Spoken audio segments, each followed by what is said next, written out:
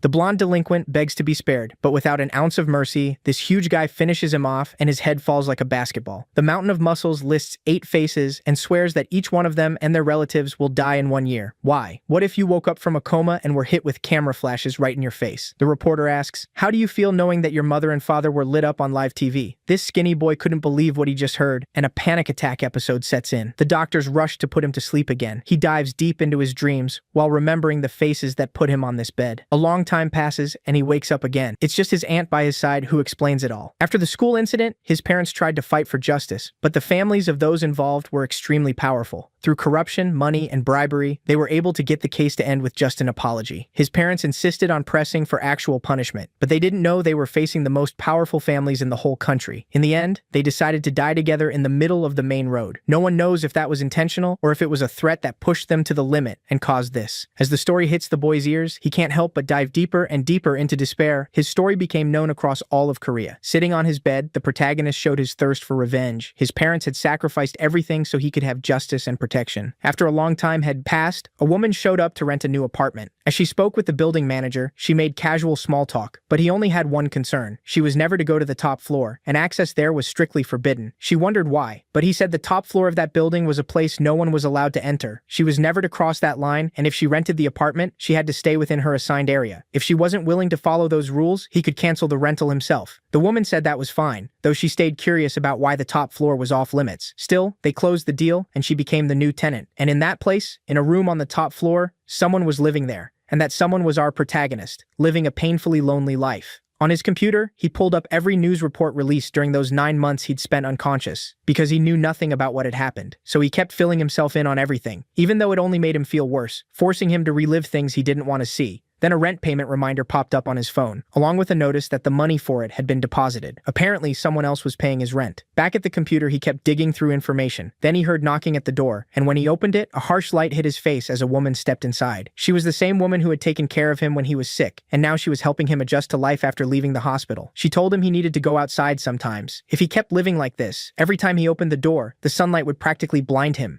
His room was filled with trash bags, since he didn't even go out to throw them away. She said living like this wasn't human. Looking at his computer, she asked what he was doing, then mentioned she had a group session that night, so she needed to finish his consultation quickly. She began asking several questions about his condition, and apparently everything only hurt a little. After her evaluation, we realized that 2 years had already passed since everything happened. She and his doctor were reaching their limit, and he needed to start building healthier habits. But the protagonist barely listened and kept scrolling on his phone. She said that if he wouldn't go back to school, he at least needed to go outside, get some fresh air, and try meeting people. But he stayed silent. And after she left his apartment, he went right back to his computer. He plugged in his phone to charge and used an app to try getting into a private group, the one belonging to the classmates who had done that to him. Basically, he was trying to hack his way in. After a while, he succeeded and spent a long time reading their messages. The bastards were living carefree, like nothing had ever happened. He realized that while he had been trapped in that state, those guys were out having fun, paying nothing for what they'd done. And with every message he read, the rage in his chest only grew, making him clench his teeth. Lying on his bed and staring at the ceiling, he kept thinking about what he should do, when suddenly something seemed to come screaming down from the sky and slammed directly into his building. He wondered what the hell that was, and stared at the door in fear. He says it sounded like something crashing into something else, and he thought it might be a burglar. As he approached the door, memories of what had happened came flooding back, and he felt a crushing pain in his chest. Still, forcing himself onward, he decided to open the door and face whatever had made that sound. When he undid all the locks, the daylight was brighter than ever. But once he focused, he realized something very strange had happened. A flaming sword had torn across the sky and landed right on his rooftop. It was stuck in the ground and still seemed to be burning. After the flames died down, the protagonist, whose name is Se-young, walked toward it. He couldn't understand why the hell a sword had fallen there. Who sent it, how, and why? Unable to make sense of it, he gave up trying. As he got closer, he noticed it looked a lot like the kind of sword you'd see in an online game, though he couldn't remember the name. Taking a closer look, he realizes it might be a Zweihander, a two-handed sword from the Renaissance. Looking at the ground, he notices it isn't cold at all, so maybe it really is stuck there. Either way, he's deeply unsettled by it, especially since the doors leading to the rooftop are still locked, so there's no way someone from below could have done this. He keeps asking himself how any of this happened, and what the hell he's looking at. After racking his brain for an answer, he finally lets out a huge scream that could probably be heard by everyone in the building. Then he gives up and decides to leave the sword where it is, wherever it came from, whoever drove it into his roof. He just heads back to his room and lies down, but what he doesn't realize is that he won't be able to ignore it, because out of nowhere, Drum-like sounds start coming from outside. The sword is making noise. He tries to ignore it, but eventually that becomes impossible. And while he's sleeping, he starts having strange dreams where he seems to be in the middle of a war, surrounded by soldiers. Far ahead, he sees a man in a red cape, apparently holding a sword identical to the one on his roof. Beyond him, countless giant monsters charge forward. The moment the man draws the blade, an enormous force surges out, basically disintegrating them. That man's power with the sword is overwhelming. And while Sejong is distracted by the steam it releases, he opens his eyes to see a massive pile of monsters forming. And above them, the sword he saw is lodged there. Clearly, it's something immensely powerful. That image burns itself into his mind. When he opens his eyes, he's sitting on his bed and wondering if that was really just a dream, because it felt far too real. But the drumming is still coming from out there. He wonders if the sword is actually real or just a product of his imagination. He runs outside, opens the door, and sees that it's still there. But now it's on fire again. This time the flames are huge, and he has to find some way to put them out. So he rushes to the bathroom and fills a bucket with water. But his body is so weak he can barely drag it. Still, with all his strength, he manages to carry it over and throw it onto the fire. After struggling with the flames for quite a while, he finally puts them out, but not without burning himself a little and badly straining his arms. At last, the sword looks normal again. Then he glances to the side and notices there's just a hose and a faucet right there, meaning all that effort could have been avoided. He could have simply turned on the hose. Even so, he decides to leave the sword where it is. There isn't much else he can do. He goes back to his room and lies down again. After a long nap, another day arrives, and when he opens the door again, the sword is burning once more. It's already been 4 days since this started. This time he just turns on the faucet, grabs the hose, and puts the fire out. He knows the whole situation is becoming routine. Every time he wakes up and opens the door, the sword is in flames. It's starting to feel normal, though he still hasn't figured out where those drum beats come from, the same ones that keep tormenting him while he sleeps. He keeps asking why the fire keeps reigniting and what kind of sword this even is. When he lies down again, he can't sleep because of the hellish noise.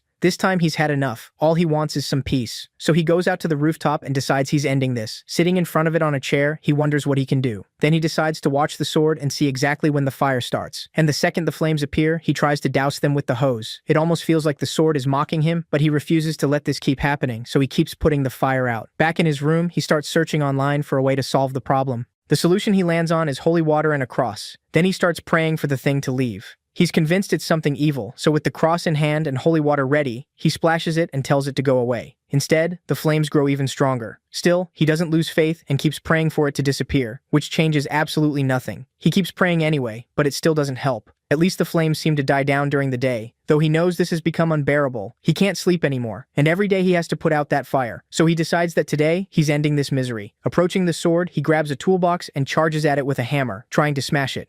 But the instant he strikes, the hammerhead snaps clean in half and flies into the wall, where it sticks. Still refusing to quit, he runs back into his room and grabs a baseball bat. Determined, he swings at it, putting all his strength into the blow.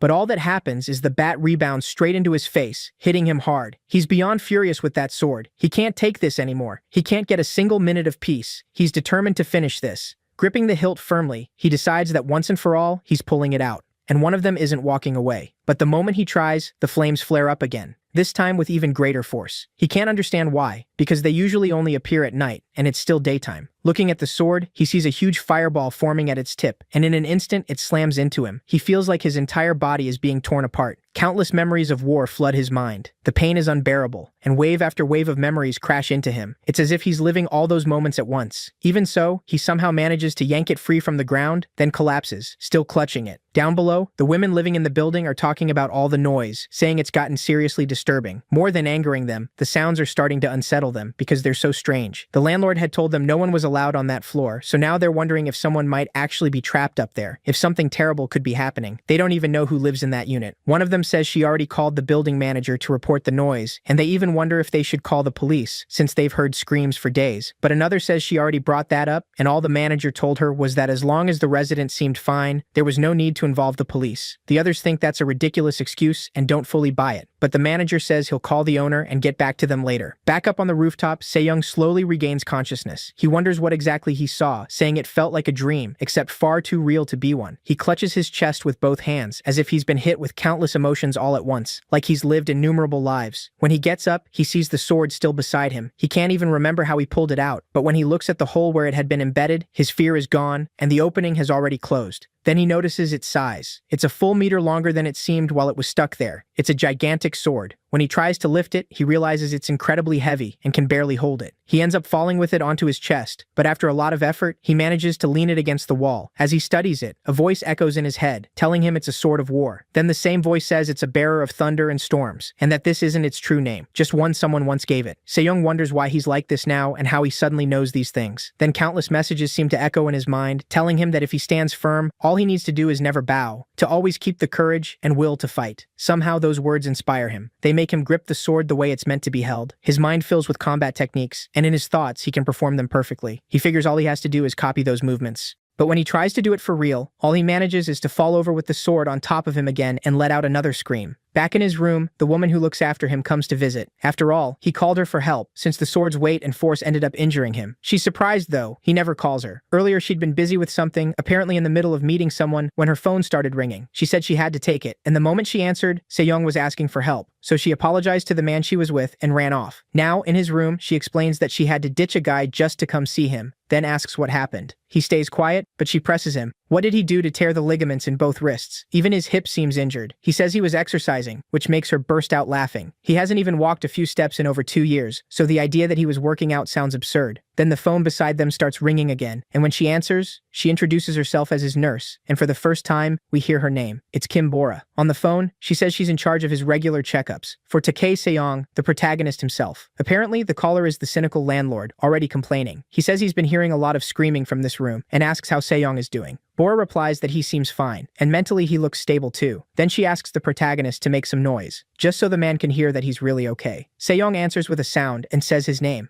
Bora says that should be enough, and once she hangs up, she asks why he's doing this, because several people in the building have been complaining about the noise. The protagonist stays quiet, trying to play it off, then admits he's been feeling so frustrated, it's like his body might explode, and yelling was his way of letting it out. At that moment, his nurse starts remembering all the times she cared for him in the hospital, and her chest tightens a little at the thought. Her attitude softens, and she starts treating him more kindly. She says she'll change his bandages regularly and that he can remove the cast once he's able to move the joint, but not to push it too often. She adds that it may be hard to visit him frequently, but she'll do her best to come by every Tuesday and Thursday. Though next week, unfortunately, she won't be able to make it. The protagonist resents it. He doesn't need her and doesn't even want to see her. After she leaves, while he lies on his bed, he sees the sword underneath it. He tries lifting it again and sets it on top of the mattress. His hands still hurt badly. They were practically broken. Then that strange voice starts echoing in his head again, telling him that anyone who never falls never learns how to rise. He's still unnerved by hearing it at all, since he's alone in that room, and somehow the voice feels oddly familiar. Those words keep repeating in his mind, telling him to run with the sword and swing it until exhaustion takes him. His head is still a mess, wondering what that even means. How is swinging a sword supposed to make him stronger? After doing a quick search online, he finds accounts from different people describing their results after 4 months of practicing with a two-handed sword. Once he sees the many movements he's supposed to learn, he knows he has to follow that path. As he stares at his sword, the voice keeps telling him to swing it until he drops from exhaustion. A little later, his nurse visits again, and while looking at his hands, she wonders how they're already healing. Something like that should take around 3 weeks, yet somehow he's nearly recovered. She asks if he used some strange medicine to speed it up. The protagonist stays quiet, and she warns him not to overdo it just because he feels better, that he still needs to rest, because if anything happens, the blame will fall on her. She leaves looking annoyed, and the protagonist just waits for the moment she's gone. After that, he flexes his hands and realizes they feel completely fine. Now, with the sword in hand, those voices in his head keep echoing, and the more he hears them, the more motivated he becomes. He starts wondering if that man in his memories is somehow watching him. The command to swing the sword as if his life depended on it keeps pounding in his mind, and with the blade in his hands, he heads to the rooftop to try his first movements. It goes badly. She's far too heavy. Even lifting the sword is already a challenge, so he figures it might be better to rebuild his stamina first. He needs to get outside, run a little, and build some endurance. At this point,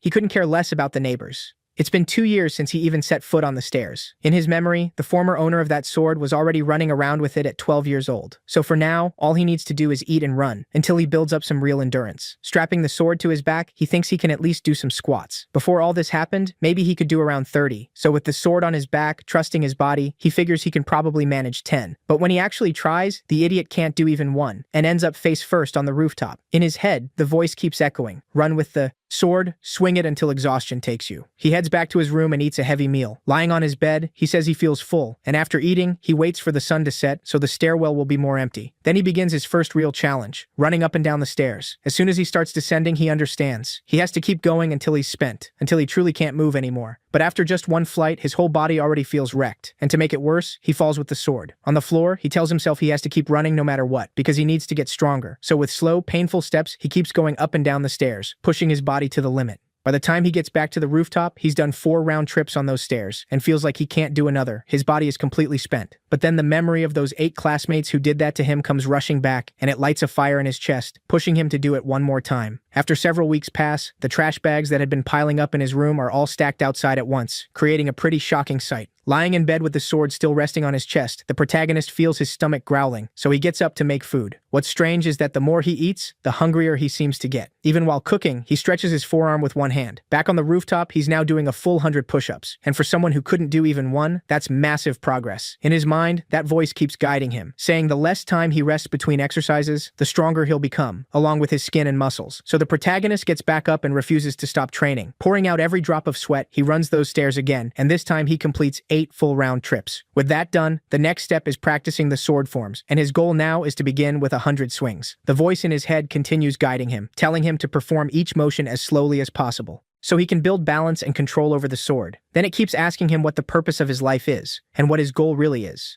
The protagonist believes he has only one goal, and that is revenge. Those horrific scenes replay in his mind, feeding that desire even more. And when he lies down on his bed again, there's already a clear change in his appearance. He looks sturdier now, and even seems taller. That day, his nurse comes to visit. After sending a message as a surprise, she's already at his door. But when he opens it, the protagonist is already waiting for her. She wonders how he knew she was coming, but he still doesn't answer. After checking his blood pressure, she starts the exam asking how he's feeling. He gives the same answer as always. Everything hurts a little. She says it's time he said something different and admitted what his real condition is. But he repeats that everything just hurts a little, and that finally gets on her nerves. She tells him the doctor wrote in his report that he was practically healed, which means he's ready to start doing normal things again. Then she brings up school, saying it may be time for him to go back. If he waits too long, people there will start calling him an old man. She tells him that if he does return, he should make a few friends so he won't go through that kind of thing again. The protagonist steps closer, and before she can finish, he says he'll never go back to school. She answers in a nervous tone, asking if she heard him right, but when she looks at him, she notices something strangely different. Then she asks when he got so tall, because when she first met him, he wasn't even 1.60 meters, while she was 1.68, so she used to be taller than him. She asks him to stand up straight and wonders how she hadn't noticed it sooner. Looking at his stomach, she sees he's put on muscle, and somehow shot up in height too. She knows kids grow fast, but nothing like this. When she touches his body, she realizes how muscular he is, and her eyes practically light up.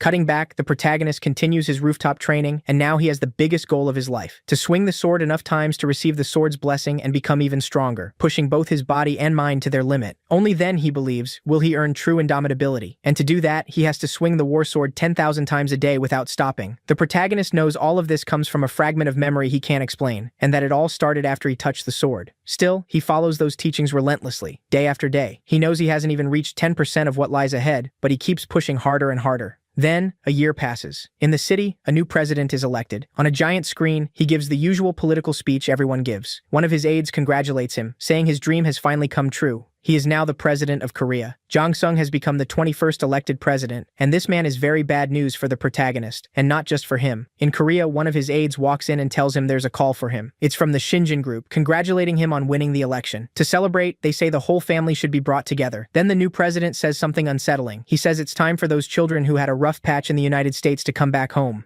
The protagonist hears the announcement on his computer. That man is the father of one of the girls involved in what was done to him, so he instantly knows this election won't mean anything good for him. Still, it won't stop him from doing what he has to do. One of the president's staff members approaches and says his daughter has decided to return. Her name is Soo-jung. He believes she suffered while she was away, but by now she must have grown up. The president says everything that happened is in the past, and that the time apart gave their parents the chance to prepare for bigger things. He lets out a sinister laugh. At Incheon International Airport, we finally see 3 members of the group that ruined the protagonist's life. The girl is Yeojin, the guy on the right is Suho, and the one with white hair is Junhyuk. And yeah, their names are a lot to keep up with. A little farther ahead, we see 3 more. One of them is Ryui, the one with the green, or maybe blonde hair is Changsu, and the one with his hair tied back is Dahoon. You probably won't remember all these names. Honestly, neither will I. For the first time in ages, they greet each other again.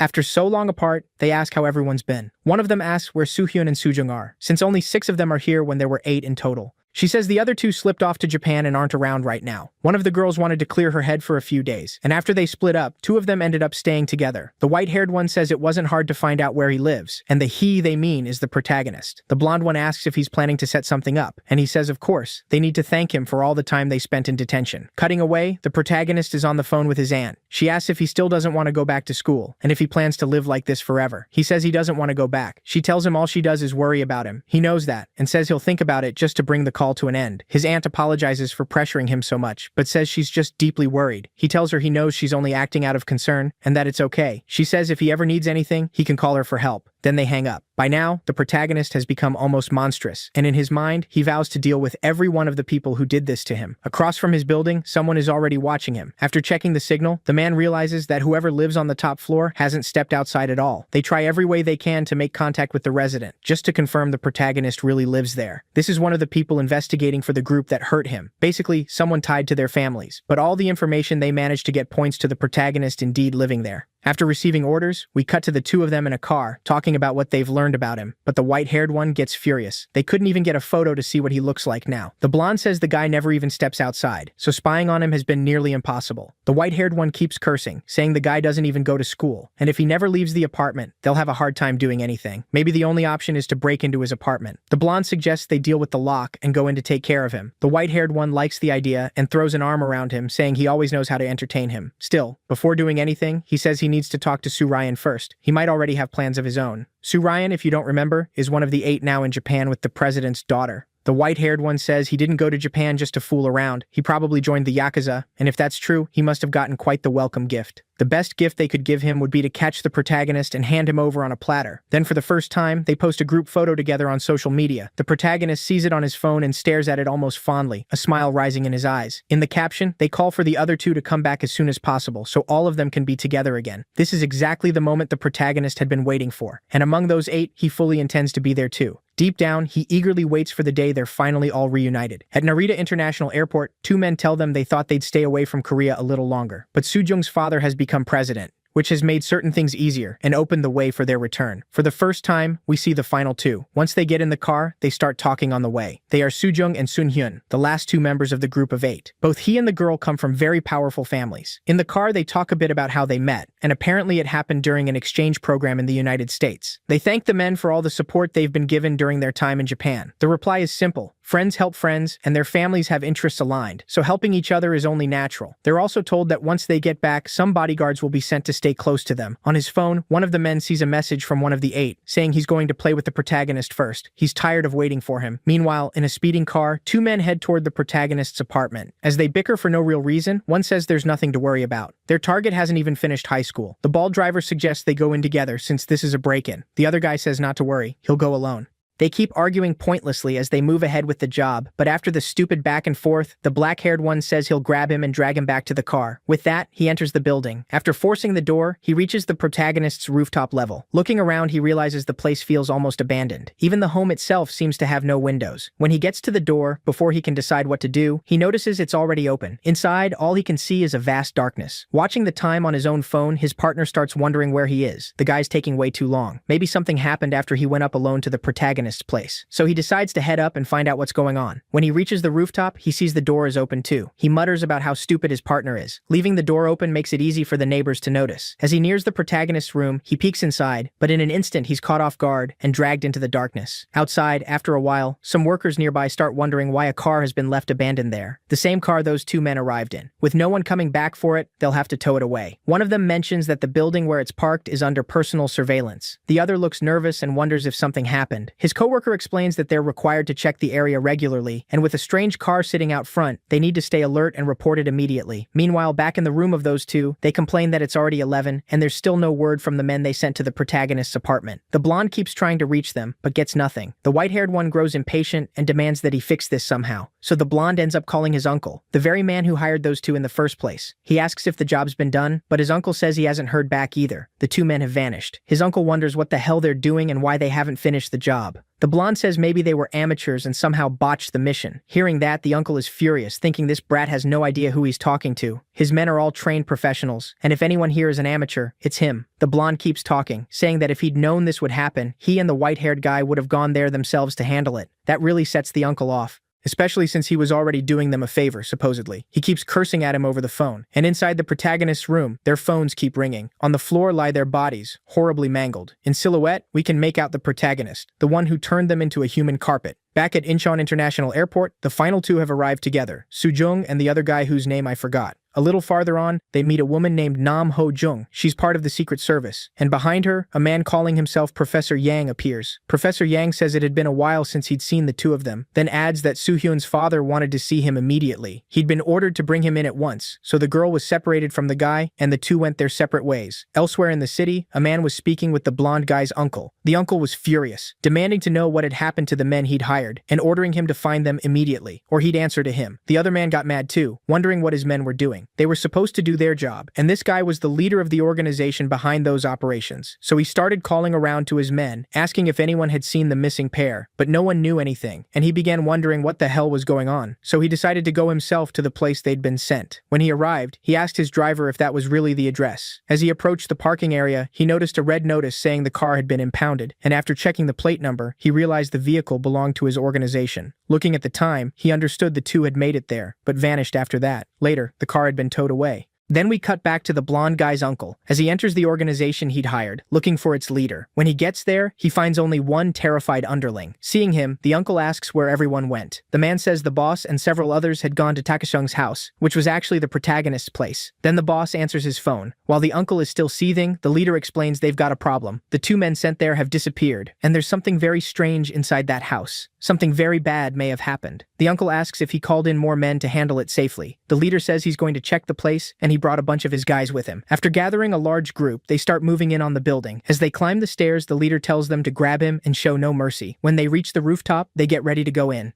But while the leader is still on the stairs, all he hears are screams. At first, he assumes the mission is over, that it's done. Though with all that screaming, maybe his men had gone overboard. But when he reaches the top of the stairs, he finds one of his men in critical condition, probably already dead. His face says it all. He was absolutely terrified. As he moved toward the door, he saw a huge beast. And that beast was our protagonist, more monstrous than ever. The moment he saw him, the guy dropped to the floor, his body frozen, unable to move. In his head, there was only one thought: who the hell was this? The protagonist didn't hesitate. He struck him down. Sometime later, one of the building's female tenants was telling a worker there about the screams they'd been hearing. She said she was so scared she hadn't even been able to sleep these past few days. The police say they'll check the perimeter. They know security cameras caught several gang members entering the building, so something likely happened. As they climb the stairs, they notice the door has been broken, with the lock lying on the floor. They look shaken, but they still have to check. When they reach the doorway, they knock even though it's already open. As they open it, the protagonist appears in the frame, and his head can't even be fully seen. He looked monstrous. The police are stunned by his appearance, but when they look behind him, they find a horrifying sight: a pile of all the men who tried to invade his apartment. The protagonist had taken care of every one of them without mercy. Police and ambulances quickly surrounded the area. Arriving by car, the blonde guy's uncle wonders what's going on there. Looking at the stretchers, he sees several bodies being carried out. While upstairs, the police question the protagonist, and he explains he doesn't even have a citizen registration number yet because he still isn't 18. He says his name is Takase Ongi, and that he used to attend Nungwang High School, but he dropped out in his second year, and everyone already knew why. The police wonder if this is really that same boy, and start reporting everything back to the station. He tells everyone there to leave the scene immediately, because even though he was nearly 2 meters tall, he still wasn't 18. They couldn't just act against a minor, especially knowing his history. If they did anything to him, the media would tear into them for it. So they realize arresting or punishing him would be extremely complicated and would need to be discussed carefully. For now, they decide the best move is to clear the scene and figure out later how to handle it. The two officers immediately decide to leave. Back in his room, the protagonist calls his aunt after everything that happened. He tells her he's decided to go to the United States. His aunt asks if he's sure, sounding happy about the decision. She says she'll talk to his uncle and sort out the details right away. But the protagonist says it isn't time yet. Not now. Later. He says he wants to travel for a year, and his first goal is to see all of Korea. Since he's still underage, he can't really go off alone to another country. So for now, he'll explore Korea first. His aunt says spending a year in Korea will only delay his studies further, since he probably won't be going to school there. The protagonist says all he wants is to stay outside for a long time. He wants to feel the wind on his face. He thinks it'll do his mind some good. He tells his aunt he just wants to relax a little, and not to worry if he goes a while without calling. His aunt says she'll keep a room open for him, and whenever he wants, he can come to her house. He can do whatever he wants. He just has to call from time to time so she doesn't worry too much. The protagonist says he will, then hangs up.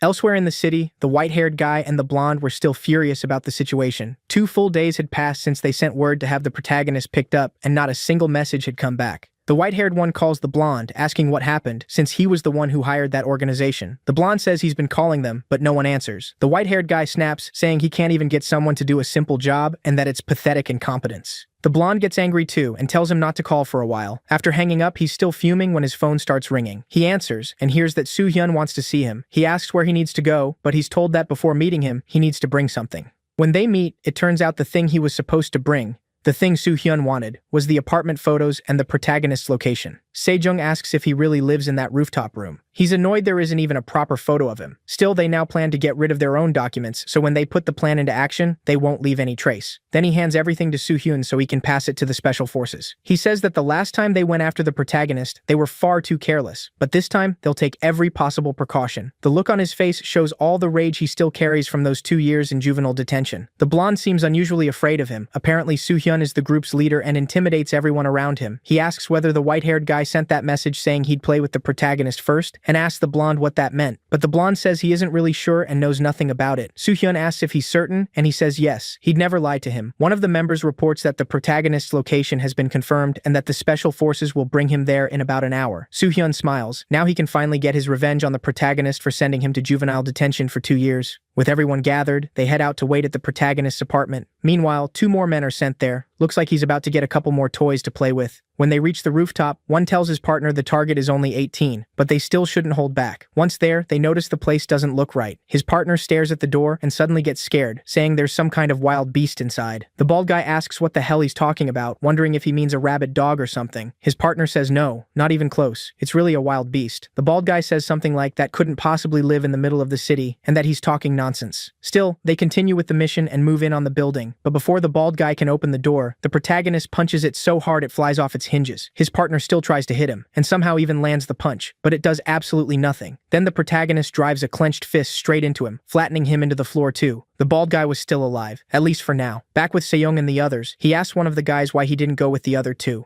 The man says there was no need. Both the bald guy and the big one were pros, and their target was only 18. Then his phone starts ringing. He frowns when he sees the call is from the bald guy they sent out there. The moment he answers, one of his men is screaming. He recognizes the voice right away. It's Kenta, the big guy from the group, yelling through the phone. The protagonist asks where he is, but before Kenta can finish, the call is about to cut off. Realizing he won't get anything useful out of him, the protagonist decides to use the bald guy to lead him to where the others are gathered. The bald man says the place is 10 minutes from his apartment, but the protagonist says he can do it in 5 at most. With that, he gets into the car. Before that though, he rips the roof off. He's so huge he can't even fit inside otherwise. Kenta is in the back seat and they head straight for Sejong's location. The guy on the phone sounds panicked and the others start asking what happened. He tells them to leave immediately. The mission has apparently failed. If they want to stay safe, they need to go straight home. Sejong can't believe they failed trying to grab a loser like the protagonist. The man snaps that there's no time to explain. They need to get somewhere safe now. He keeps repeating that everyone has to leave that place. Sejong asks if someone is coming, clearly unhappy about it, while the guy on the line sounds furious. But before anyone can do much, someone seems to have entered, and a loud scream echoes out. Outside, the protagonist has arrived, sword in hand. People on the street are filming him and taking pictures. He asks the bald man which room they're in, and the answer is the 8th floor. The crowd stares at his size and at the sword, thinking they're watching some kind of movie shoot. But one woman looks into the backseat of the car and spots Kenta, and the state he's in sends her into a panic. This isn't a movie at all, it's real. Up in the room, even the thugs are getting nervous. They have no idea what's happening or why all those screams are coming from outside. One of them says the building has 3 stairwells, so they should split up and run. Sejong says he doesn't even know where to go.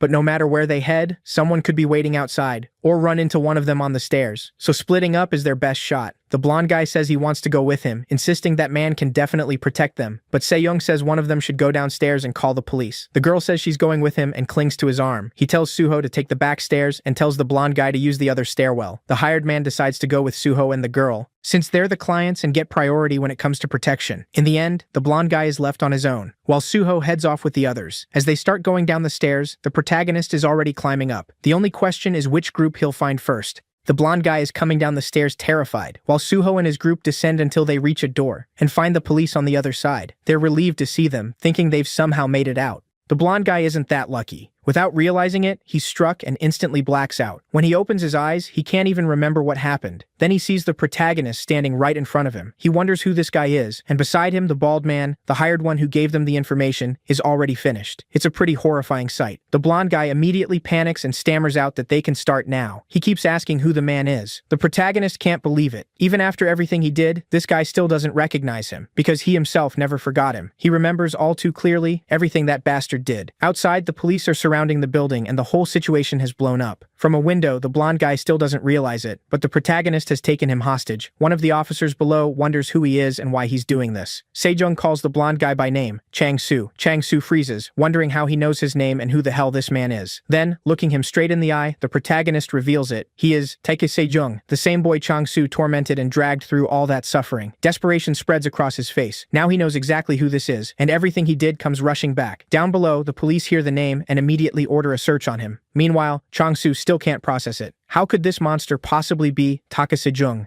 The protagonist says that 3 years ago, in front of Gwanghamun, two people, Tak Chang-soon and Go Yoon-jin, gave their lives in the flames. Those two were his parents. Everyone below knows that story. The moment they realize it, panic spreads. The man doing all this is that little boy who spent 9 months in a coma after losing his parents in a sacrifice the media turned into public tragedy. Then he pulls the sword from his back and plants it at his feet. He grabs the blonde by the neck, and the kid immediately starts to panic. He realizes his hands are chained, and starts calling for his mother, then his father, which only infuriates the protagonist even more, since he was the one who tore him away from them. He says the boy's parents had already paid with their lives for drawing that kind of attention, but from that day on, he's going to make all of them pay with their lives for everything they put him through. While he says that, outside, everything is being broadcast live. The news reports that someone is being held hostage in a building near the station, and both SWAT and the police have already arrived. People wonder if this really is that couple's son, and even though 3 years have passed, he still should have been a minor. But judging by his appearance, he doesn't look like a teenager at all. All around them, things were turning into complete chaos, with every kind of police unit on site. Down below, they ask for the boy's full file and order a deep investigation into everything that happened to him. They also confirm that the blonde kid is the son of the president of Aegis Security, and he doesn't like where any of this is heading. Aegis, after all, is the biggest home security company in Korea, and the boy is also one of the defendants tied to that case from 3 years ago. He believes that if the blonde really was involved, and if the man with the sword is truly Taeke Sejong, then that kid is in serious danger. He keeps trying to negotiate with the protagonist, asking what his demands are, but Taeke Sejong makes it clear there will be no negotiation. The officer keeps begging him to say what he wants, while helicopters circle above the building. The protagonist repeats that there will be no negotiation. He only has an announcement to make. Then he starts naming every person involved, the 8 people who did this to him. One by one, he lists them, including Kim Jong-soo, who's right beside him. He declares that all of them will die by his own hands. Their parents will die too, along with the rest of their families, brothers and sisters included. Every last one of them will fall by the protagonist's hand. And that was the announcement he made to the entire world. He says that even if they call the police or the army, nothing will stop him from doing what he wants, and they will pay for everything they did to him. No one will be able to stop him. The blonde makes one last attempt, which honestly is incredibly stupid. He says something terrible will happen to the protagonist if he kills him, because his father is a very important man. But gripping that sword, the protagonist is so furious, he almost seems to be asking whether the kid still thinks he's that same idiot from school, still a coward, no matter how big he's gotten. But the only thing written across the protagonist's face is rage. Looking straight into the cameras, he tells everyone to watch closely.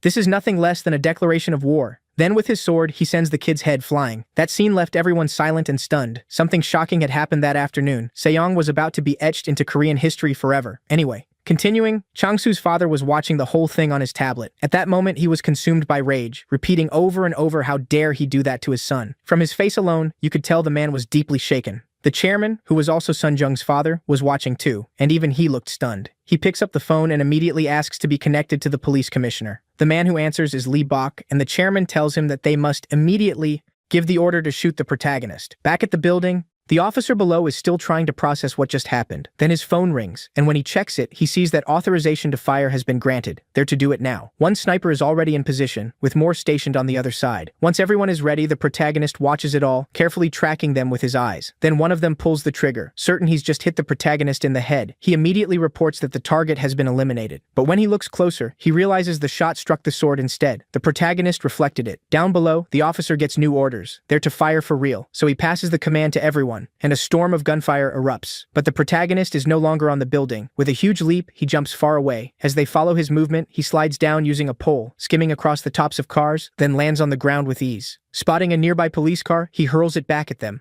causing a massive explosion. The officer is still trying to understand what just happened, but when he looks into the flames, the protagonist emerges from inside, and he clearly isn't there to talk. The officer wonders what that thing even is, because it doesn't seem human at all. He orders his men to get ready to engage him and gives them clearance to fire. But before the shooting starts, the protagonist jumps upward and vanishes from their sight. Then, moving at blinding speed, he suddenly appears right behind them and takes down both shooters. The officer keeps barking orders, telling everyone to use everything they've got. One sniper manages to get a clear view of the protagonist and fires, but before the bullet can reach his face, the protagonist deflects it with his sword. The officer keeps yelling for them to stop him somehow, to use every weapon they have, so everyone opens fire at once, yet the protagonist seems to reflect every shot. Then he swings his sword and blasts everything away, carving open a huge path and wiping out everyone in front of him. The reporters on site can't believe what they're seeing is real, and after clearing the way, the protagonist lets out a deafening scream. Meanwhile, at a hospital, Soo Ryun and Soo Jung look terrified as they watch him. The girl is in full panic, and the guy is literally trembling. The protagonist's words keep pounding in his head. Back at the scene, the protagonist ultimately escapes them all, but where everything happened, a huge fire breaks out, and the hostages are called in. While the injured are being treated, the officer in charge interrogates a man named Gu Gyung. Apparently, at one point, the protagonist questioned this guy and asked where the hostages had gone. Those hostages were Soo Ryun and Soo Jung, and they had been taken to the hospital. The man gave the protagonist their location. He didn't want to die. When the officer hears that, he's furious, because this is a massive problem. It basically puts their lives in danger, so he punches the guy straight in the face. Everything is spiraling out of control for him, and the protagonist is already heading towards Xinjiang Hospital, the exact place where Soo Ryun and Soo Jung are hiding and being treated. He quickly grabs his phone and calls one of his men, warning him that the protagonist is heading straight for the hospital and that all special forces need to move there now. Meanwhile, at that same hospital, Soo Ryun and Soo Jung are still terrified, and outside, the protagonist has already reached the area. On TV, a reporter says the suspect behind all of this has escaped the scene, confirming that the protagonist killed Shang-Soo and that his current whereabouts are unknown. Hearing all this, Soo Ryun is overwhelmed with rage and can't hold it in. Then the woman from earlier enters through the door, the same one tied to the Secret Service. She comes in with several men, apparently there to get them out. They lift the girl into their arms, since she's so terrified she can barely move, and decide it's time to flee. But as they're leaving, the protagonist is already waiting for them. Taking a step forward, he heads into the hospital. The officer is still doing everything he can to move special forces to the location. That information reaches the Secret Service, which immediately learns he's coming right for them. But before they can do anything, the protagonist appears behind them, shattering the glass. Through the smoke, he emerges from inside, and now, for the first time in a long time, he is face to face with Soo Ryun. But Soo Ryun is quickly dragged away by that girl, who tells him they need to run to the elevator immediately. The protagonist asks where he thinks he's going, when his parents suffered through all of that because of the influence of their families. Then he screams out his name.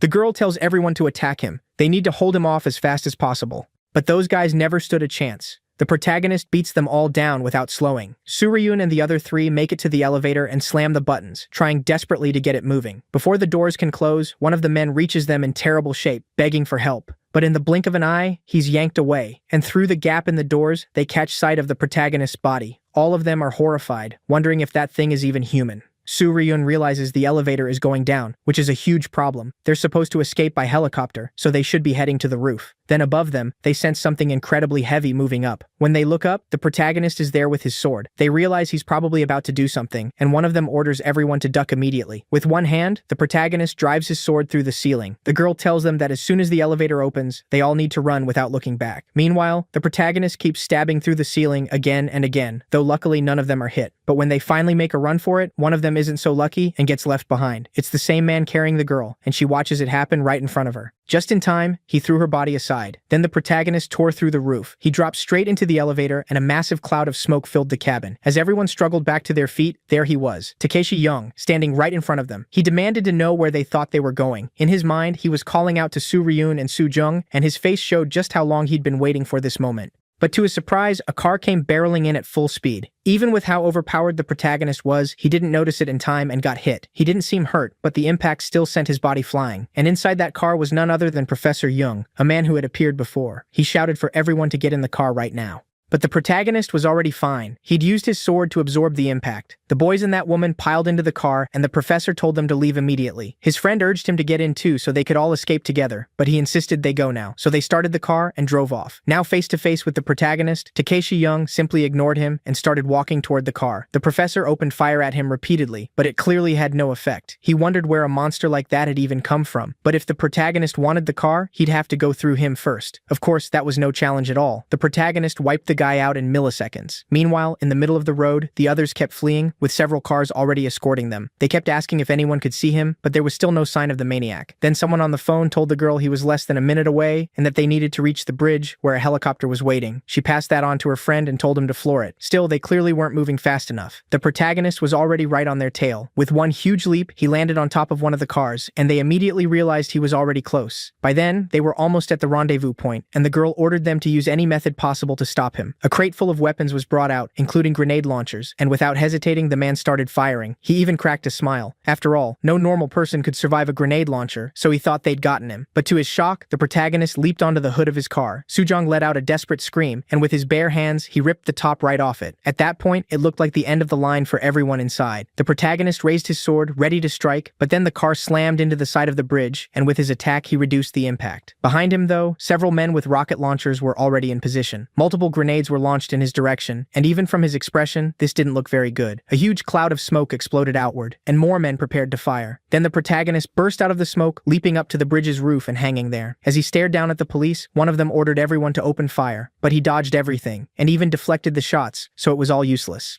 A moment later, the protagonist was back on the ground. He warned them that if they valued their lives, the smartest thing they could do was leave. And if they stayed in his way, every one of them would die by his own hand. But the idiots ignored him and kept trying to shoot. Behind them, the helicopter meant to take Suryo and Soo-jung had arrived, so they rushed toward it. The protagonist watched the whole thing, his sword aimed straight at the helicopter. He had no intention of letting them escape. He knew that if he struck it, everyone there would die. But those two didn't deserve to go out like that. They'd barely even feel any suffering, so he decided the best move was to wait, to let despair sink deep into their minds until one day they would meet him again. Meanwhile, at the presidential palace, several powerful figures had gathered with the president. On a giant screen, they watched everything unfolding across the city. One of them said the suspect was Takeshi Yong, 18 years old, last seen at Yongdong Bridge. They were still investigating him, but 3 years earlier, he had been one of the victims in the juvenile incident that drew massive media attention. His parents had also become a public focus after sacrificing themselves in front of Gwanghwamun. One of them wondered where Takeshi Yong thought he was heading now. The woman said she had no idea yet, but the investigation would continue. She added that, in a situation like this, it made no sense for the president to skip the meeting, though she said he was trying to find a solution by other means. At Blue Wing Studio, more influential people were watching everything unfold too, including the part where the protagonists said all their names and warned that every one of them would die by his own hand, including their parents and even their families. The key point was that inside Blue Wing were some very interesting people. One of them was the chairman of the Shin Shin group and Soo Hyun's father. They believed the best move was to block everything related to that video and any similar searches. The chairman said he'd do everything he could to keep the video from the public. Also at the table was the president of Blue Wing Studio, Young Suk's mother, the white-haired one. She said blocking everything would be difficult. Even the green-haired girl's father was there. He was the chairman of Goldfield, the country's biggest news portal. Soo Hyun's father said they needed to stabilize the situation and find a way to neutralize the protagonist. Namji's father, another parent from that group of 8, was also at the table. It was clear all those punks' fathers were there, and every one of them belonged to powerful families. One of them pointed out that the protagonist didn't even flinch in front of guns, and asked how they were supposed to deal with someone like that. Another argued that if he were truly bulletproof, he would just let himself be hit. He wouldn't dodge or run. So they believed all of this was really just police incompetence, and that if they used mercenaries or soldiers and concentrated enough firepower, he would definitely be killed. But when he said that, the room fell completely silent. No one knew if that would actually work. What they'd seen was beyond human.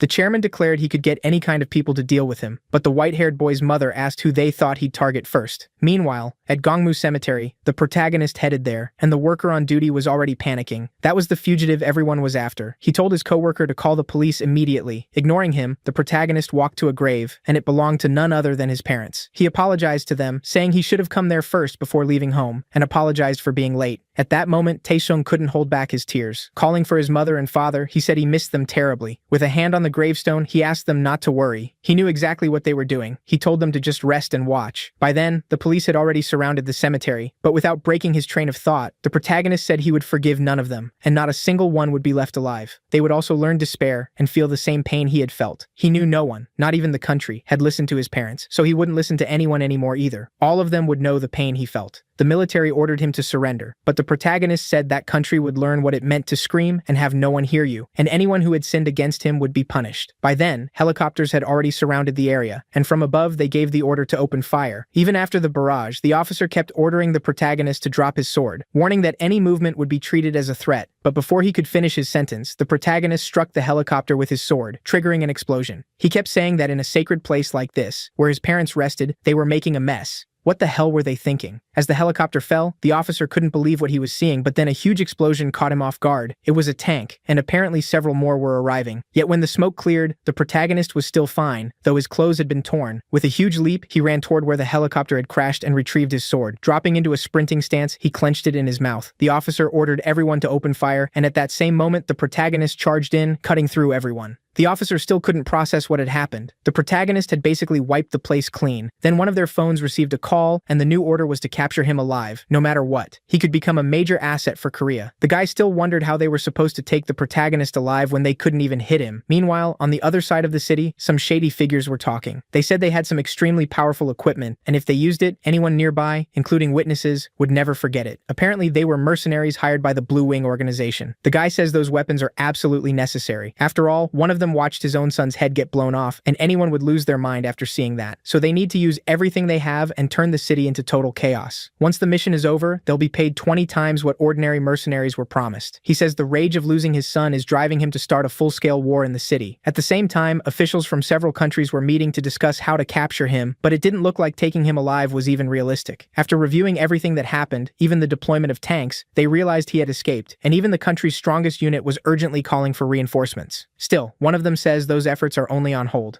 and will resume soon. They also learned that an organization had been assigned to hunt the protagonist, the same one hired back at the beginning, and they were partly responsible for triggering this war. Now they want a report from them, and an explanation for why they attacked the protagonist in the first place. Meanwhile, back at the cemetery, as he stared into the distance, he pictured two parents and a happy child. Only in his mind, of course. That memory hit him hard, reminding him of what happened to his parents. Elsewhere, at the white-haired man's house, he was furious with Shang-Su, saying the guy had been useless even when it came time to die. He knows he'll probably be the next target when his phone suddenly rings. It's none other than the green-haired girl, wondering why he took so long to answer. He says he only picked up because it was her. Everything outside is complete chaos. She tells him she called because she was worried about him, and apparently she already knew the white-haired man had told Shang-Su to go after the protagonist some time ago. He asks how she found that out, and she says the blonde guy told her everything. He never hid anything from her. That makes the white-haired man even more pissed at him, still cursing the idiot.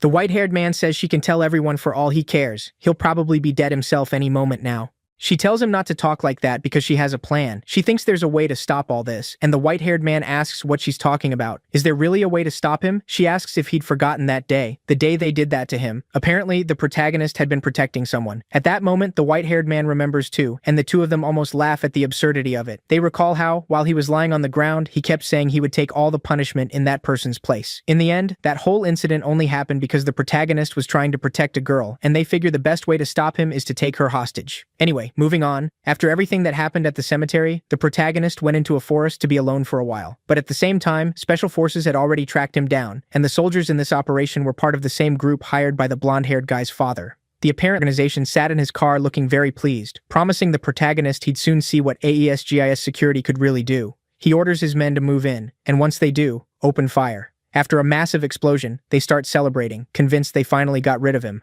But then he appears right behind them, and with his sword sends everyone to their deaths. Through the phone and his earpiece, the man in the car hears it all happen. Then he checks the internet and sees that chaos has spread everywhere. His whole plan is collapsing, and the disbelief is written all over his face. Once again, the protagonist escapes unharmed, and to make things worse, he finds their car. He sends it flying off the road, likely killing both men inside. News of the case keeps spreading around the world, and roads, streets, and even borders are being shut down to stop the protagonist from escaping. Experts around the world begin offering their theories on what's happening. They question why the protagonist is doing all this. After all, 3 years had passed since what happened to his parents, so they wonder whether this is just revenge or the result of severe psychological damage. Some even describe the protagonist as a complete psychopath. In their view, nothing justified what he was doing, not even what happened to his parents. If he really wanted to be a better person, they say, he should have sought a legal solution or turned to people close to him for help. And with all this happening, with even the police unable to contain him, they start discussing the possibility of putting equipment in civilians' hands so they can protect themselves. Out on the street, two men are talking, and one shows the other how the internet is reacting to everything.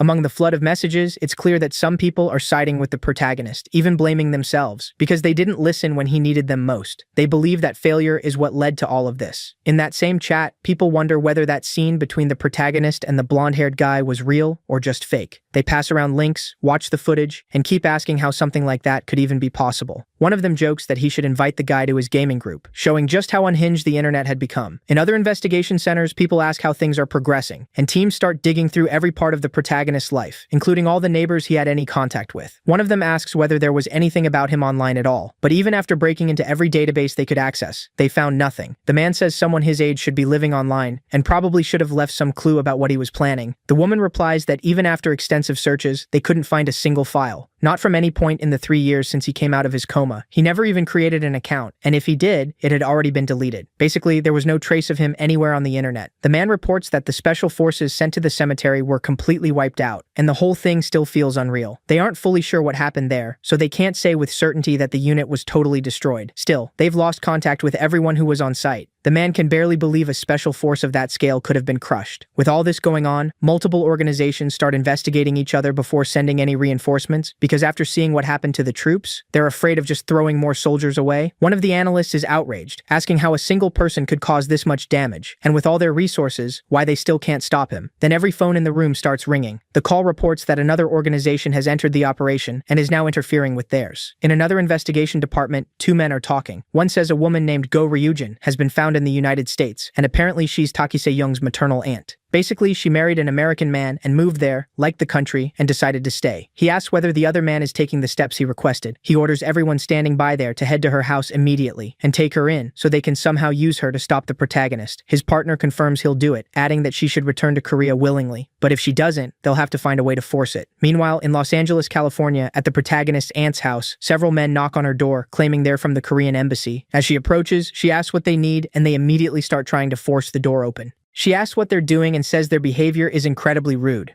The man tells her to please open the door. They're from the embassy. Standing with her husband and son, she asks what they want. He says they'd like to speak inside the house, but she hesitates, unsure whether she should open the door. Then the man says what he has to say concerns her nephew. He asks if Takase-young really is her nephew, and she confirms it. Immediately she asks whether something happened to her Takase-young. The man says he's gotten himself into a huge amount of trouble, and if she opens the door, he can explain, so she does. But behind those men, a massive unit is already in position, ordering her to stay still. One of the men steps forward and confirms her name, while she stands there clearly shaken. This isn't exactly an everyday visit. On the other side of the world, Soo Ryun and Soo Ho are walking together when Soo Ryun gets a call on his phone. It's another one of those 8 guys, and from his voice, it's obvious he's terrified. Soo Ryun asks why he's calling. The guy asks if he's okay and whether he's been hurt. Soo Ryun tells him to worry about himself and not call without a reason. He says they have police protection at the house, but the boy keeps asking if he's really okay, in a very strange tone. It sounds like he's scared out of his mind. He again asks whether there are a lot of guards around him and whether even SWAT might be there with him. Soo Ryun finds the whole thing suspicious, but says yes, he's heavily protected. He says that if Takase-young tries to attack him, he'll only end up badly hurt. The boy still acts strangely, asking if he's somewhere safe. Soo Ryun says he's not at home. He's in Yongsan, at a US base in Korea, a maximum security location. So Soo Ryun says that no matter how hard Takase-young tries, he won't get to him. No one gets in there and walks back out alive. The guy on the phone keeps acting odd and says that place does sound much safer. Soo Ryun keeps finding the whole thing suspicious and reminds him that nobody can enter without authorization. The boy sounds even shakier on the phone, and Soo Ryun finally hangs up, saying they've already talked too much. The moment he ends the call, we find out why he was so terrified. Standing right in front of him is none other than our protagonist. The boy begs him to forgive him, and his voice makes it obvious he's shaking. The room is a mess. It's clear a lot happened there, and plenty of police officers had already been taken out. Crying, the boy says he did everything he was told, and even found Soo Ryun's location. He's at a US base in Yongsan. He says Soo Ryun has too much power, and going after him would only backfire. He insists he did all of this because Soo Ryun forced him, then begs for his life and asks forgiveness for everything. He pleads for one more chance from the protagonist, but staring straight into his eyes, the protagonist calls him by his name, Hyun.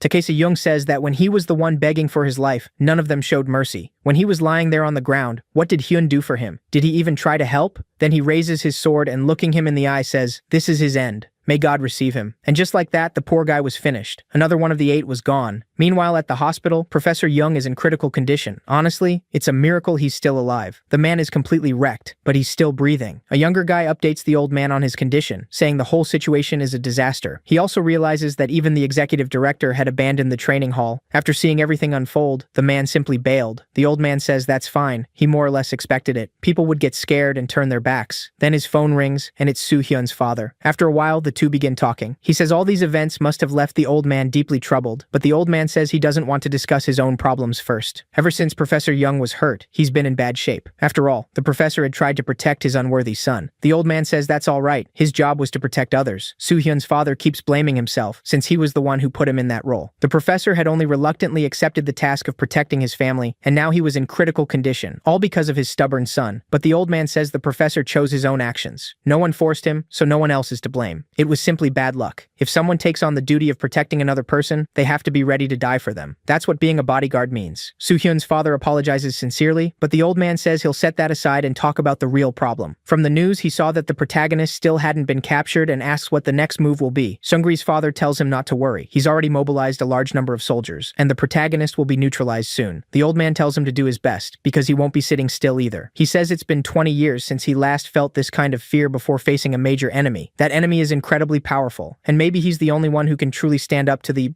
protagonist. So the old man orders them to summon him. His name is Jang Yu. His assistant asks if he really intends to call in the top leader of the Society of Purity. The old man's silence is answer enough. Maybe this will be the protagonist's next great enemy. And at the Blue House, the president asks for a full report on what's happening and on the life of Taiki Seungri. On the call, the other man says that the son of Congressman Nam Ki-jung from the finance department was found already dead. The president is visibly shaken by the news, but the man says they're currently investigating the scene, along with 2 more police divisions and a detachment of soldiers who had been sent to protect the city. All of them had been wiped out. The president keeps repeating that it's impossible and asks if they know the protagonist's current location. The man says he's heading towards Sejong Avenue, and multiple units are following him. But then the president tells him to listen very carefully. No matter where Taiki Seungri wants to go, they are to let him go and not block his way. The man on the other end can hardly believe what he's hearing, but the president says there must be no press there, not even reporters, and if anyone is caught filming, they should be taken into custody. The man still doesn't understand what he's being told, but the president repeats that they must let him move freely, and he'll take full responsibility. After all, the presidential inauguration is in 2 days, counting from now. Until then, no one can learn how bad things really are in the country, because that could damage the start of his term. The man says that even if they do that, it's not like no one will ever find out. But the president insists they suppress every piece of news tied to the case, hide the protagonist's movements as much as possible, and control the internet. You can tell from his face he isn't joking, and all the other man can say is that he'll do as ordered. Meanwhile, out on the street, Tae-sung walks calmly with his sword, and everyone around him runs from him. The guy is being hunted across all of Korea. While waiting for the bus, he clears out the entire stop. Everyone's terrified, even though he has no intention of hurting them. As the bus drives by, he reaches out to stop it and laments not having a bus card. The driver is just following his route, but the moment he sees the protagonist, he panics. This is the wanted man everyone is looking for. Instead of stopping, he keeps going. There's no way he's letting someone like that onto his bus. But the protagonist grabs the rear of the vehicle with one hand and stops it effortlessly. At that point, the driver is in total despair, but the protagonist calmly tells the old man that he'll be getting on. Meanwhile, the president is talking to Soo-hyun's father and asks how things are going. The man says he sent his son to the US base, and the president wonders how he hadn't thought of that. He says that even for someone from the Shinjin group, sending him there couldn't have been easy, and asks how he managed it with full security in place.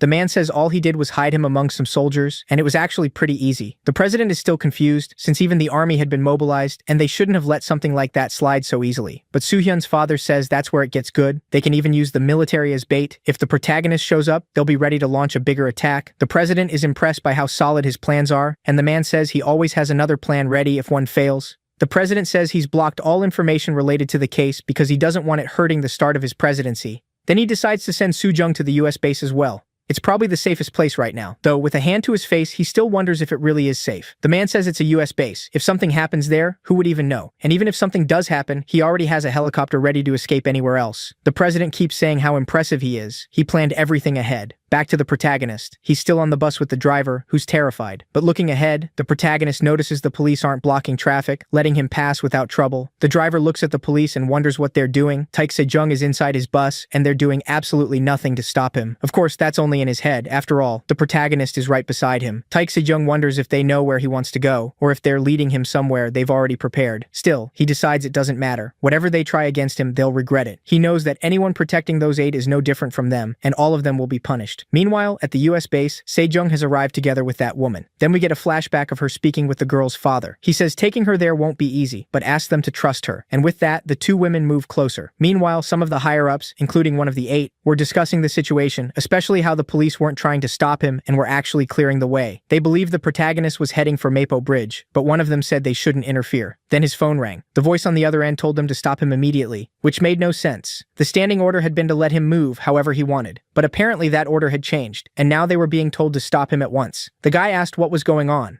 Had Taek Se-jung just entered the American military base? He couldn't understand what he was hearing or how they could possibly have let Taek Se-jung inside. But the man on the phone, clearly shaken, said that wasn't exactly what happened. The protagonist had simply smashed through the wall and forced his way in. He couldn't believe it. That wall was supposed to be extremely tough, and yet right in front of them, the protagonist was already inside. Once in, he shouted Soo-hyun's name. With every passing minute, he was getting closer to finding him and making him pay for everything he'd done. His timing couldn't have been more perfect because Soo-jung was there too. In other words, he was about to find both of them right in front of him. Anyway, the special forces on base mobilized immediately. Since it was a US base, the soldiers shouted in English, ordering him to put his hands up and surrender. The protagonist told them there was someone in that place he was looking for, but the soldiers ignored him and kept demanding that he surrender. He said the people he wanted were Soo-hyun and Soo-ho, but no one listened. That was when he finally lost his patience. He leaped high into the air and told himself they were all the same, protecting people who didn't deserve protection. After that, all that was left was for them to get beaten down by him. Sword in hand, he tore through everyone in sight. Even tanks were deployed to stop him, and of course, it was useless. After a long fight, with the protagonist wiping out wave after wave, they reported the situation to the command center of the facility. One of the men said this was insane, far beyond anything they'd seen on YouTube. The woman there wondered how this was even possible, and another man said even their elite soldiers had been completely crushed in under a minute. She added that even their combat android would be pointless against him, since it was still an unfinished prototype and probably wouldn't be fully realized for another 20 years, so they couldn't use it. One of the men asked whether they had any similar enhancement system, something that could turn a soldier into a being with that kind of strength. The woman said they did have drugs and procedures that could make someone superhuman, but even in the best-case scenario, the improvement would only be around 30%, nowhere near enough to deal with the protagonist. A heavy silence fell over the room. Then someone spoke up, apparently the scientist in charge of the facility. She seemed interested in going to Korea, and asked if anyone wanted to go with her. She also told the commander to order his soldiers to stop attacking. She had become very interested in the protagonist's body and thought killing him would be a huge waste. What she really wanted was to capture him and bring him into the US base so they could study him. Meanwhile, back at the base, the protagonist was getting frustrated. There seemed to be no end to them, and the more people he beat down, the more showed up. He wondered when it would finally stop, until suddenly a new order came through. The soldiers were told to stop engaging the protagonist and open a path for him. Taek-sung wondered what that meant and why they were letting him through. Meanwhile, the Korean president learned that the protagonist was inside the American base, and one of his men explained that even though they had personnel nearby, they still hadn't been able to stop him from getting inside. At the same time, the young Special Forces woman received orders to leave immediately. She was in the same room with Soo-hyun, Soo-ho, and Soo-jung, all together. The message said she had to get out of there right away, but the call cut off before it could finish. When she checked her friend's phone, she realized the signal in that area had gone dead. She started to realize something was wrong. Something was probably coming. Back to the protagonist, he still couldn't figure out why they had suddenly retreated like that. The soldiers had basically stopped trying to do anything to him. He didn't care, and kept moving forward, trying to get inside and reach those bastards. He made it clear, if they tried anything, they'd end up dead. Back in the room, Soo-jung said that before coming to the base, she had spoken with Soo-ri, and apparently he said there was a foolproof plan to stop Taek Se-jung for good. Soo-ri asked what plan that was, and Soo-jung said the white-haired man claimed it would make the protagonist kneel before them and come crawling back like a lamb. Soo-ri said that if she meant his relative, basically the protagonist's aunt, he had already sent someone after her. But Soo-jung said she wasn't stupid and had already expected that. She'd even told her father about the relative. The two still looked confused about what the plan actually was, and while they kept talking, the Special Forces agent could only feel disgust listening to them. Their whole conversation was twisted. Soo-ri said he was thirsty and asked someone to get him some water from the car. Soo-jung asked him to bring her some too, and he agreed and went to get it. Then the girl approached Soo-jung and suggested they go back to her room. Soo-jung asked why all of a sudden, why should she go back to her room when she wanted to stay there with Soo-ri, but the agent wasn't playing around and gripped her shoulder. Leaning close, she said she had a bad feeling and told her to follow immediately. As soon as they stepped out, she started dragging the "Girl away," and a loud noise suddenly echoed behind them. The agent told her to run, now. In Soo-hyun's room, several men had just thrown open the door, and standing before him was the protagonist, who had already broken in. In his hands was Soo-hyun's body, apparently already dead. Seeing what was happening, his friend Soo-hyun panicked, and the protagonist tossed the body aside so he could see its condition. At that moment, he tried to crawl toward the door to escape, and he almost made it. The protagonist swung his sword and struck one of the nearby guards. Others jumped in front of him and tried to fight back, but as expected, it was hopeless, even with the huge explosion that followed. On the way there, Soo-hyun's father was racing over in his car. He already knew the base had been breached, and was clearly worried about his son. He was also completely in the dark, since the base's signal had been cut and he couldn't get any information. But on the road, he finally picked up a signal and called one of his men. They said no one was being allowed into the base. Even after mentioning someone important, in this case Colonel Kessler, they had still been stopped at the gate and denied entry. That only made Soo-hyun's father even more furious. Back to Soo-hyun, he was running, while behind him the protagonist smashed through everything in his path. In his head, Soo-hyun kept calling for Soo-jung.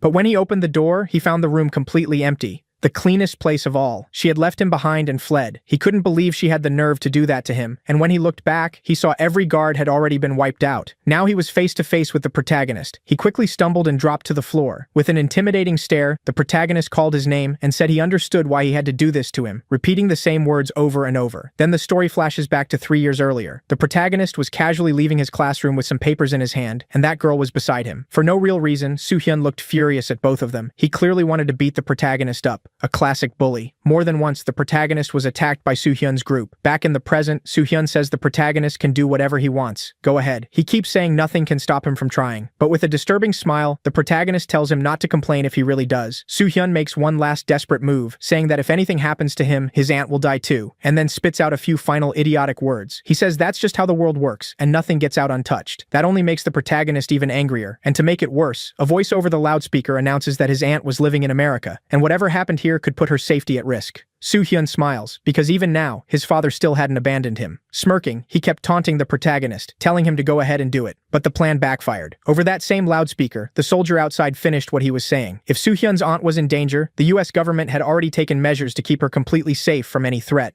They'd even evacuated her to a protected location. Soo-hyun's smile vanished. Now he was completely at the protagonist's mercy, wondering what would happen next. Back in the United States, that scientist showed a clear interest in the protagonist. She was pleased with everything unfolding, saying that using relatives as leverage was a very basic trick, and an easy one to counter. Then she's told that one of the evacuees from that building was the president's daughter. They were requesting a helicopter to get her out safely. She wanted to keep the operation under control, but if anything happened to the president's daughter, it could cause serious trouble, so for now she agreed it was best to send the helicopter and get her out first. They could decide the rest later, with cooler heads. So she gives the order, send the helicopter and extract the girl. After her subordinate leaves, her interest in the protagonist becomes even more obvious, and she admits she really wants to see him. Back at the building, at the US base, Soo-hyun had already been badly hurt. He was crawling across the floor, because with his sword, the protagonist had cut off what he used to stay on his feet. Looking down at him, Soo-hyun still calls his name, asking why he did it. He replies that he was trying to finish this quickly. Maybe he wouldn't even feel much pain. But after what Soo-hyun had tried to do to him, he knew it would always end like this. He goes on, saying Soo-hyun was never the type to get scared and reflect on his mistakes. He'd always been stubborn, with an ego through the roof. So after everything he'd done, the protagonist had prepared something special just for this occasion. Something that would consume him slowly. This would be his goodbye. A massive flame rises along his sword. The same flame that appeared above the rooftop a long time ago. Then he turns it towards Soo-hyun's body, and at that point, you can imagine what happened. The internet was going insane, saying he was inside a US base. Everything was chaos around the world, and some people still thought it might all be fake, because in modern times, not everyone is ready to believe in superpowers.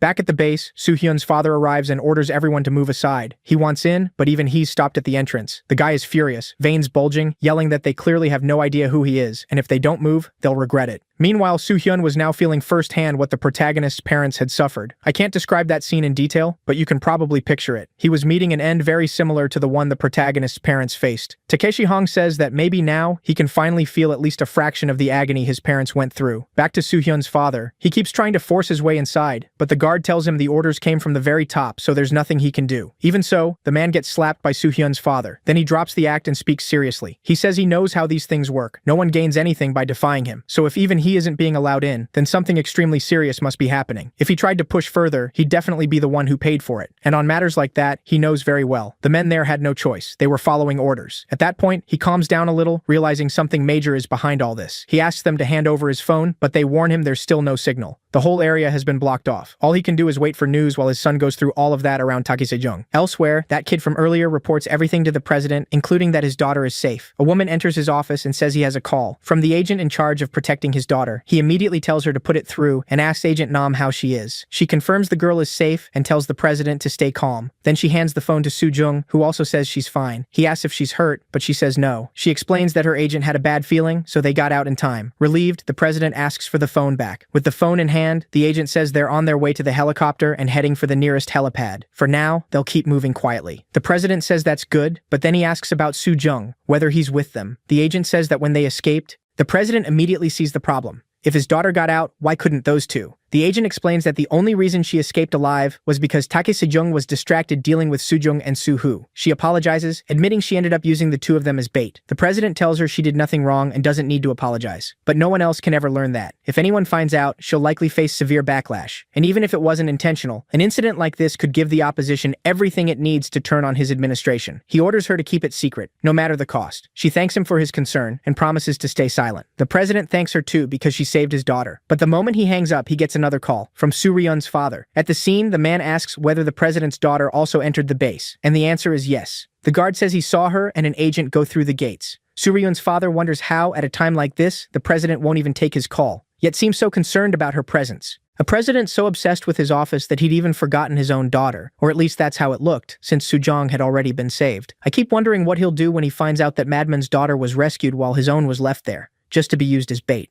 And back at the base, all he could do was wait. Then a police car pulled up, and a man barely able to breathe came in with urgent news. Elsewhere in the city, 2 police officers had been found dead, and it was believed Taiki Se-young was responsible. There was also a chance he'd escaped the perimeter. He'd assumed the bodies of those 2 officers were the protagonist's work, and everyone still thought he was inside the base. But if this had happened, then maybe he'd gotten out. At another agency, they reported that last night, near a shopping mall, 2 police officers were found already boxed up. Even so, the newspapers and the internet were completely silent. The guy looked worried. After all, Taiki Se-young had entered a US base and dealt with those 2 officers. So how, after all that, was there nothing on TV and not a word online? Because the president of Korea, Soo-jung's father, had locked down the flow of information to protect his presidency. When they showed the photos, the 2 dead officers were identified as Kim Yong-jun and Choi Myung-ji. Apparently, they were in uniform when it happened and carrying IDs, so identifying them was easy. He asked what they know so far. The answer, both officers had been on duty last night, but no one knew why they were there. The place where it happened wasn't part of their usual patrol, and there was no record of either of them being sent there. They hadn't even used a police vehicle. It was basically treated as desertion. Worse, the only report came through an anonymous call. They had almost no information. What they did believe was that it happened around 11 p.m. He was furious. If Taek-sung had escaped, they should have at least been warned so they could mobilize. But now they had a fugitive on the loose. He couldn't believe the United States, supposedly the strongest nation in the world, could make such a basic mistake. Then one of his people spoke up. Someone had called, claiming to have information about what happened to those 2.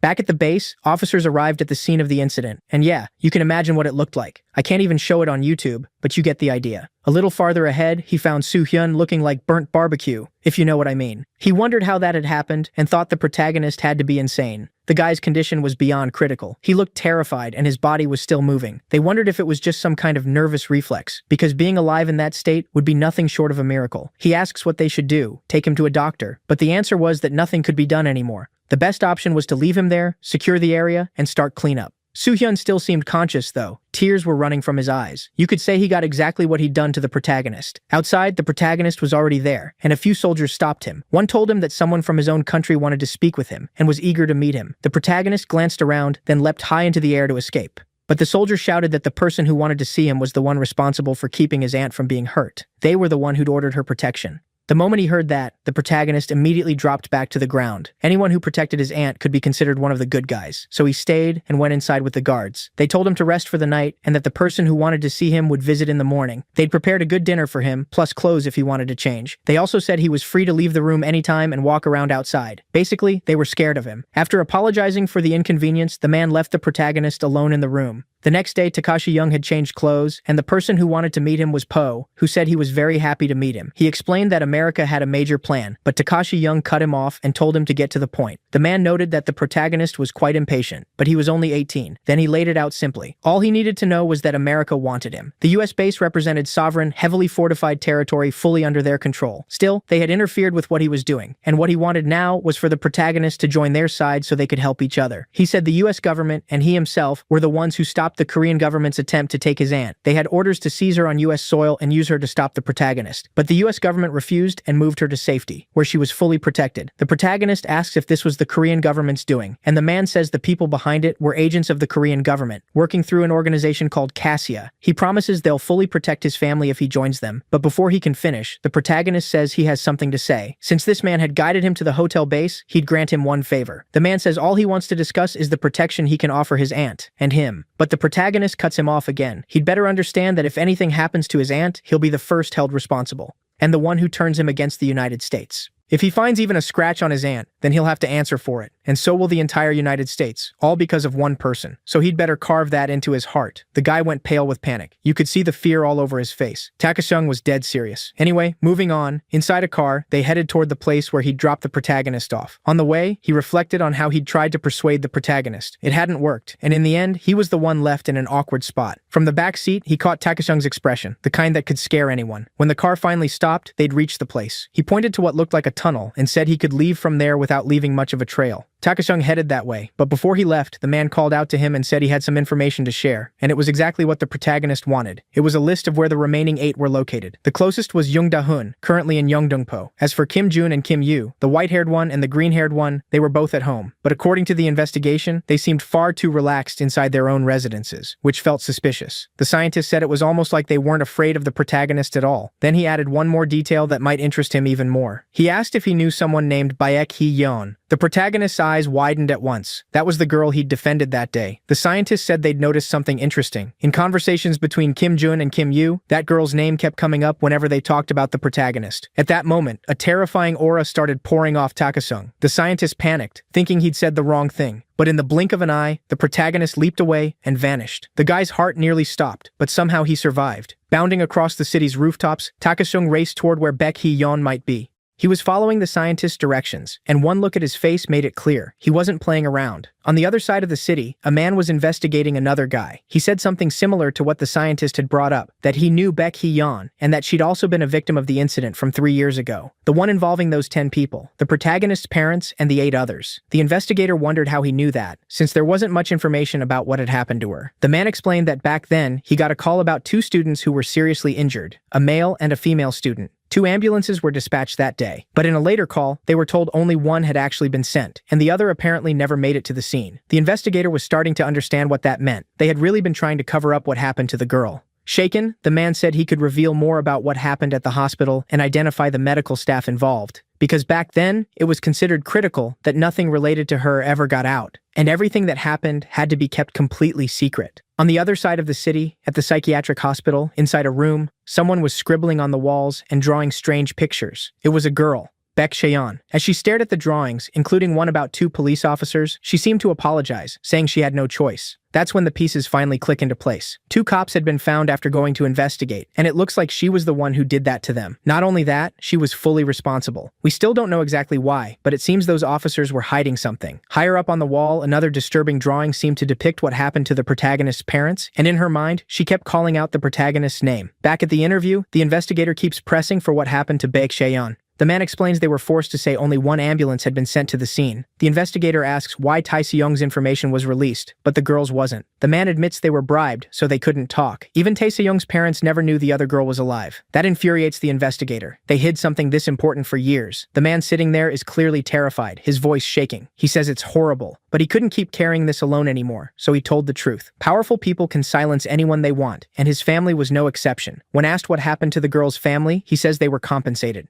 That only makes the investigator angrier. Money can't undo what happened. It can't solve everything, especially not what happened to Tai Se-young's parents. The man goes on. Everyone who knew and everyone who saw Baek Cheon's condition was paid to stay silent. Basically, everything about her was buried. But he still wasn't done. He says what happened to the protagonist could easily have been swept under the rug too. That's exactly why he came, to reveal everything he knows. And now he's finally ready to say who sent those two officers to their deaths. Before naming them though, he hesitates in panic, because saying it out loud could cost him his safety. Then the door bursts open. His men report that Tai Seong's file has come in and confirm he was seen leaving the US military base, heading toward Gangnam. But if Tai Seong was at the US base, that practically proves he wasn't the one who dealt with those two officers. In that instant, he realizes who the real culprit must be. He orders them to contact the white-haired guy and the green-haired girl immediately and ask what they're doing right now, because the protagonist is heading toward their homes. One question keeps spinning in his head. If Tai Seong was at the base, someone else had to have done it. And once he connects the dots, he figures out who was probably responsible. Cut to the green-haired girl's house. She's the same girl as before, somehow still bored, which is crazy in the middle of chaos like this. On her phone, she sees a video of Tae Seong moving toward Gangnam, basically right near her house. The look on her face changes immediately. She messages the white-haired guy at his house, telling him to check social media right away. At first, he wonders what's wrong with her. Who checks social media in the middle of this? But when he opens it, he sees Tai Seong is heading straight toward where they live. The internet is going crazy, asking who he'll get first, basically turning the whole thing into a meme. The white-haired guy gets furious, wondering if people would still joke like this if it were happening to them. Calling for his mother, who's in the kitchen with several other men, he warns her that Tai Seong is coming to their house. Inside, the atmosphere turns tense. He urges everyone to move out immediately, since Tae Seong could change direction at any moment, and this is their chance to leave. But someone says he's heading for the Gray Complex. The white-haired guy's face says it all. Yujin lives in the Gray Complex. He instantly grabs his phone and calls her. When someone picks up, he tries to warn her, but quickly realizes it isn't her on the other end. He calls out her name and gets no answer.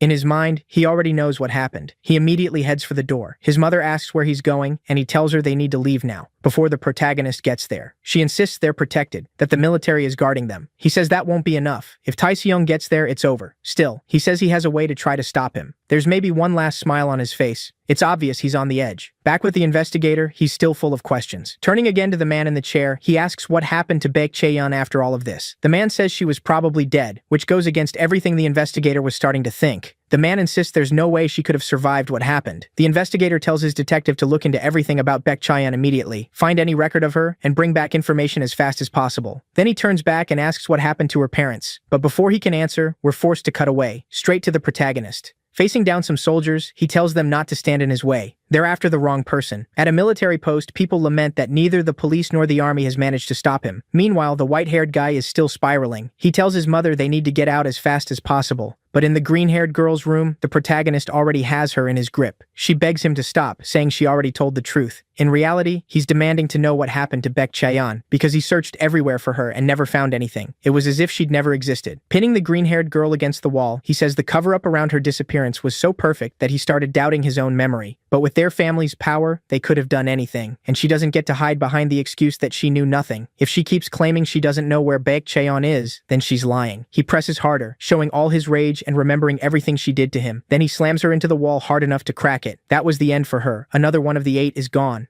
Back at the hospital where that girl is being kept, the white-haired guy arrives with several other men. He asks what they're doing there, then shoves aside the doctor and heads straight for Baek Cheon's room. When he finally reaches the door, he finds the girl and says it's been a while since they've seen each other, but one look at her makes it clear she's far from stable, and it almost seems like she'd been waiting for him. Then someone behind them suddenly reports that Baek Cheon has arrived, and when they turn around, Cheon is already on her feet, rushing straight at the boy with shocking speed. Outside, total chaos breaks out as the protagonist reaches the hospital with his sword. Realizing he won't be able to walk in calmly, he smashes through the floor with a jump, reaching the right level in seconds. There are soldiers up ahead, but you can guess how that goes. With his speed, he blows right past them. After tearing through everyone in his way, he heads for her room. Looking through the window, he sees stains splattered everywhere. You can imagine what they really are. As he opens the door, he assumes something terrible may already have happened to her, but what he sees is completely different. The girl is perfectly fine. The same can't be said for the white-haired guy. His condition is so bad, it can't really be shown. He's in horrible shape. His mother is crying, demanding to know what right they had to touch her son, asking who they think they are. But before she can finish, Cheon takes care of her too, saying that Takasung's parents probably said the same thing this woman just did. Then she looks at him and smiles. The protagonist stares back, wide-eyed, realizing she may be even more unstable than he thought.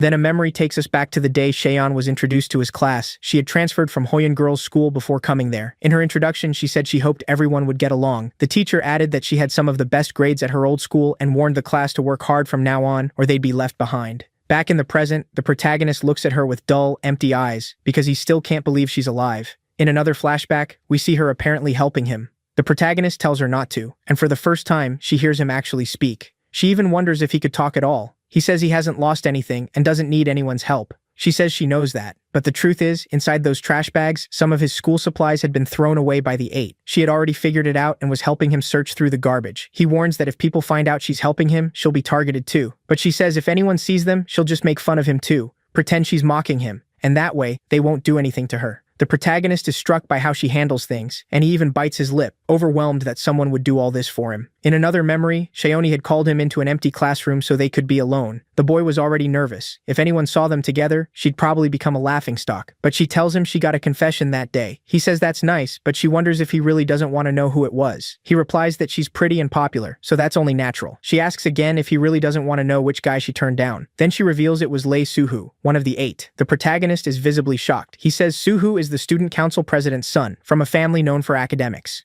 But the girl says she doesn't like him. There's something off about him. She says his confession was actually pretty funny, because his friends were there too. He told her people from the same social class should stick together, then invited her to join his group. Then we jump to another memory. The protagonist asks if she's going somewhere after school. She says yes, her friends want to meet up and they're heading to the park. She explains that Hae-jung, one of her friends, is going to introduce her to some people from another class, but the protagonist tells her not to go. She says she can't do that. Lately her friends have been avoiding her, and Hae-jung is the only one still talking to her. Even so, he insists she shouldn't go. She asks what's wrong with it. If she skips that day, she'll probably be rejected by everyone. Then Hae-jung says she's already been rejected, and she asks how. He tells her that the moment she rejected Lee Soo-hoo, the whole school turned on her. She's confused, but he explains that if she goes out with those friends today, the others will probably show up. And if she doesn't do what they say, she'll never have friends again and will be forced to obey them. She asks what they would even tell her to do, and the protagonist asks if she uses any substances, smokes once in a while, or has ever taken something without permission and never returned it. You probably get what he means. He says if she's never done those things, they'll make her do them, and if she refuses, she'll be cast out and never have any friends at school again. In another memory, the protagonist is taking his usual beating, but this time, someone steps in. That person is Ji-yoon. Her face was still burned into his memory, and even with the marks on her, she looked like the same girl from back then. He places a hand on her face and pulls her into a trembling embrace, whispering her name.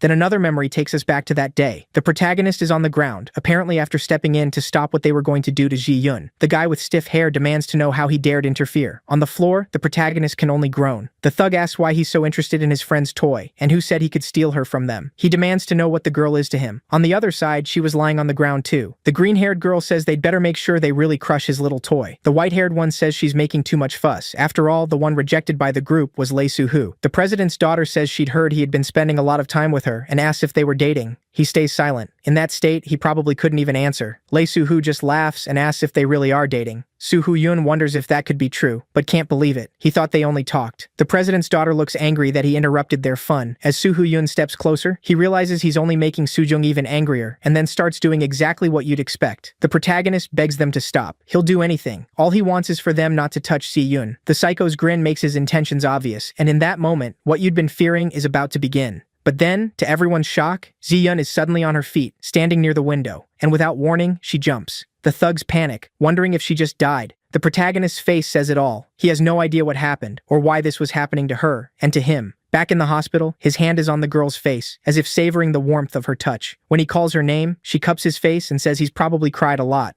Looking at him now, she can barely recognize him. She says he must have a lot of questions, but the most important thing right now is getting out first. They head for the door and step into the corridor, but are quickly intercepted by several guards. From the protagonist's expression, he has no time for this. Before he can act, a man steps in. Apparently someone from the hospital who works with Xenon. The girl clearly isn't naive. She knew exactly who she was dealing with. She thanks him and says he did well. The man tells them to stick to the escape plan. She calls to the protagonist and the two slip away. They quietly leave in a police car. Inside, she says they got out easily by sheer luck. Then she changes the subject and says he probably wants to know how she is. But before she explains anything, she stares at him and asks, when he got so big, where did her cute little Takase-on go? The protagonist still can't believe any of this. He never thought she was still alive. She asks if he's not going to say anything to her or even ask what happened. But the only thing he asks is whether whether she's hurt anywhere. He says he thought she was dead. Suddenly, the girl throws her arms around him and finally breaks down in tears. Over and over, she says she's here, she didn't die. She says she couldn't tell him and apologizes for making things so hard on him. The protagonist can't hold back anymore either and starts crying too, holding her hand as they cling to each other. They remember everything that happened and are simply grateful the other is still here. Anyway, moving on, we return to that guy being questioned by the investigator. Getting straight to it, the investigator asks if he knows who was responsible for those 2 police officers being killed and whether Baek Ye-yoon's parents could have been behind it. Even nervous, the guy says it wasn't Baek Ye-yoon's parents who killed the officers. They actually died in a car accident a year ago. Everyone inside the vehicle died. The investigator is completely confused, but the man goes on, saying her parents were not good people. The investigator asks what he means by that. What did they do? Shaken, the guy says it's because of them that everyone stayed silent. They offered 10 million to keep people's mouths shut. And inside the truck, the protagonist is hearing the same story directly from Baek Ye-yoon. She asks if he wants to know what her parents did after covering up her real condition in exchange for money. The protagonist can't even find words for how awful that is. The girl, clearly not in a normal state, says they received 200 million to stay silent about what had happened to her. In short, her parents kept quiet about her situation just for the money. They had basically sold their own daughter, and she says they did even worse. After taking that huge payout, they went after everyone who had contact with her and knew the truth, bribing them too to stay silent. In the end, everyone was forced to forget Baek Ye-yoon had ever existed, and it was all led by her own parents, who sold her for money. Hearing that, Tae Se-yoonga can only think about how unbearable that must have been for her. He slams the side of the truck, hard enough to make it swerve across the road. She tells him to calm down. It was a long time ago, and there's no point getting angry now. She says she was in a coma for about a year, but she knows he went through something similar too, and asks when he found out that his parents had also died.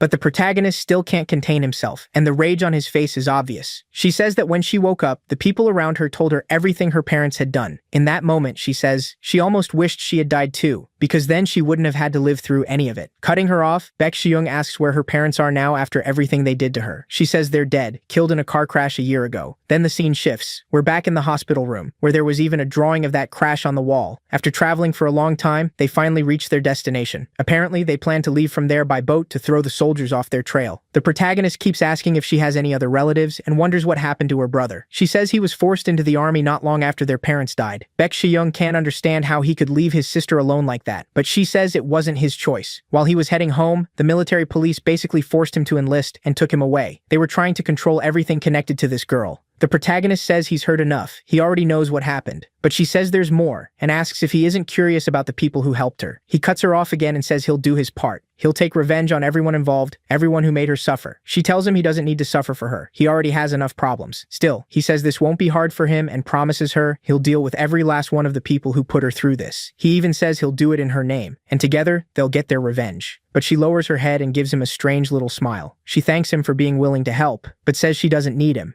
and he shouldn't do it. He's startled, but she explains that the one who has to deal with them is her. Only then will the revenge truly feel like it was hers. She has to do it with her own hands, or it won't feel right. And that, to her, is true revenge. Then she admits that last night she took out 2 police officers, the same ones who were there that night, where everything happened. She says she cut her hair to look like the protagonists, so now they probably think he did it, and she apologizes for that. She had planned to carry out her revenge quietly, from the shadows, without anyone noticing. But after seeing what Tae Se-young was doing, how he was striking back at everyone, she found the courage to face them head-on and finish her revenge in the deadliest way possible. She says everyone needs to know that the 2 of them are the real power in this world, and together they can crush everyone who made him suffer. Back at the interview, the witness keeps talking about what happened to Cheon's parents. He says that before the crash, on the very day the video about the protagonist's parents spread, they came to them and said the whole state was in chaos, that things had gotten too big, and the easiest solution was money. So everyone had to stay quiet about what happened to their daughter. If they cooperated, they'd all get a huge payout. Everyone there knew it wasn't really an offer, it was a threat. If they refused, they'd probably end up dead. The man says he did try to refuse, but they were powerful people, and everyone was terrified of them. Ignoring them was nearly impossible unless you didn't care about your life. The investigator can barely believe what he's hearing. It still feels unreal. But the witness goes on, saying that a few days later the crash happened, killing Baek Cheon's parents, and he knows it wasn't an accident. Apparently, he has proof. He shows his phone. On the day of the crash, he received a message that said, "Wait, you're next."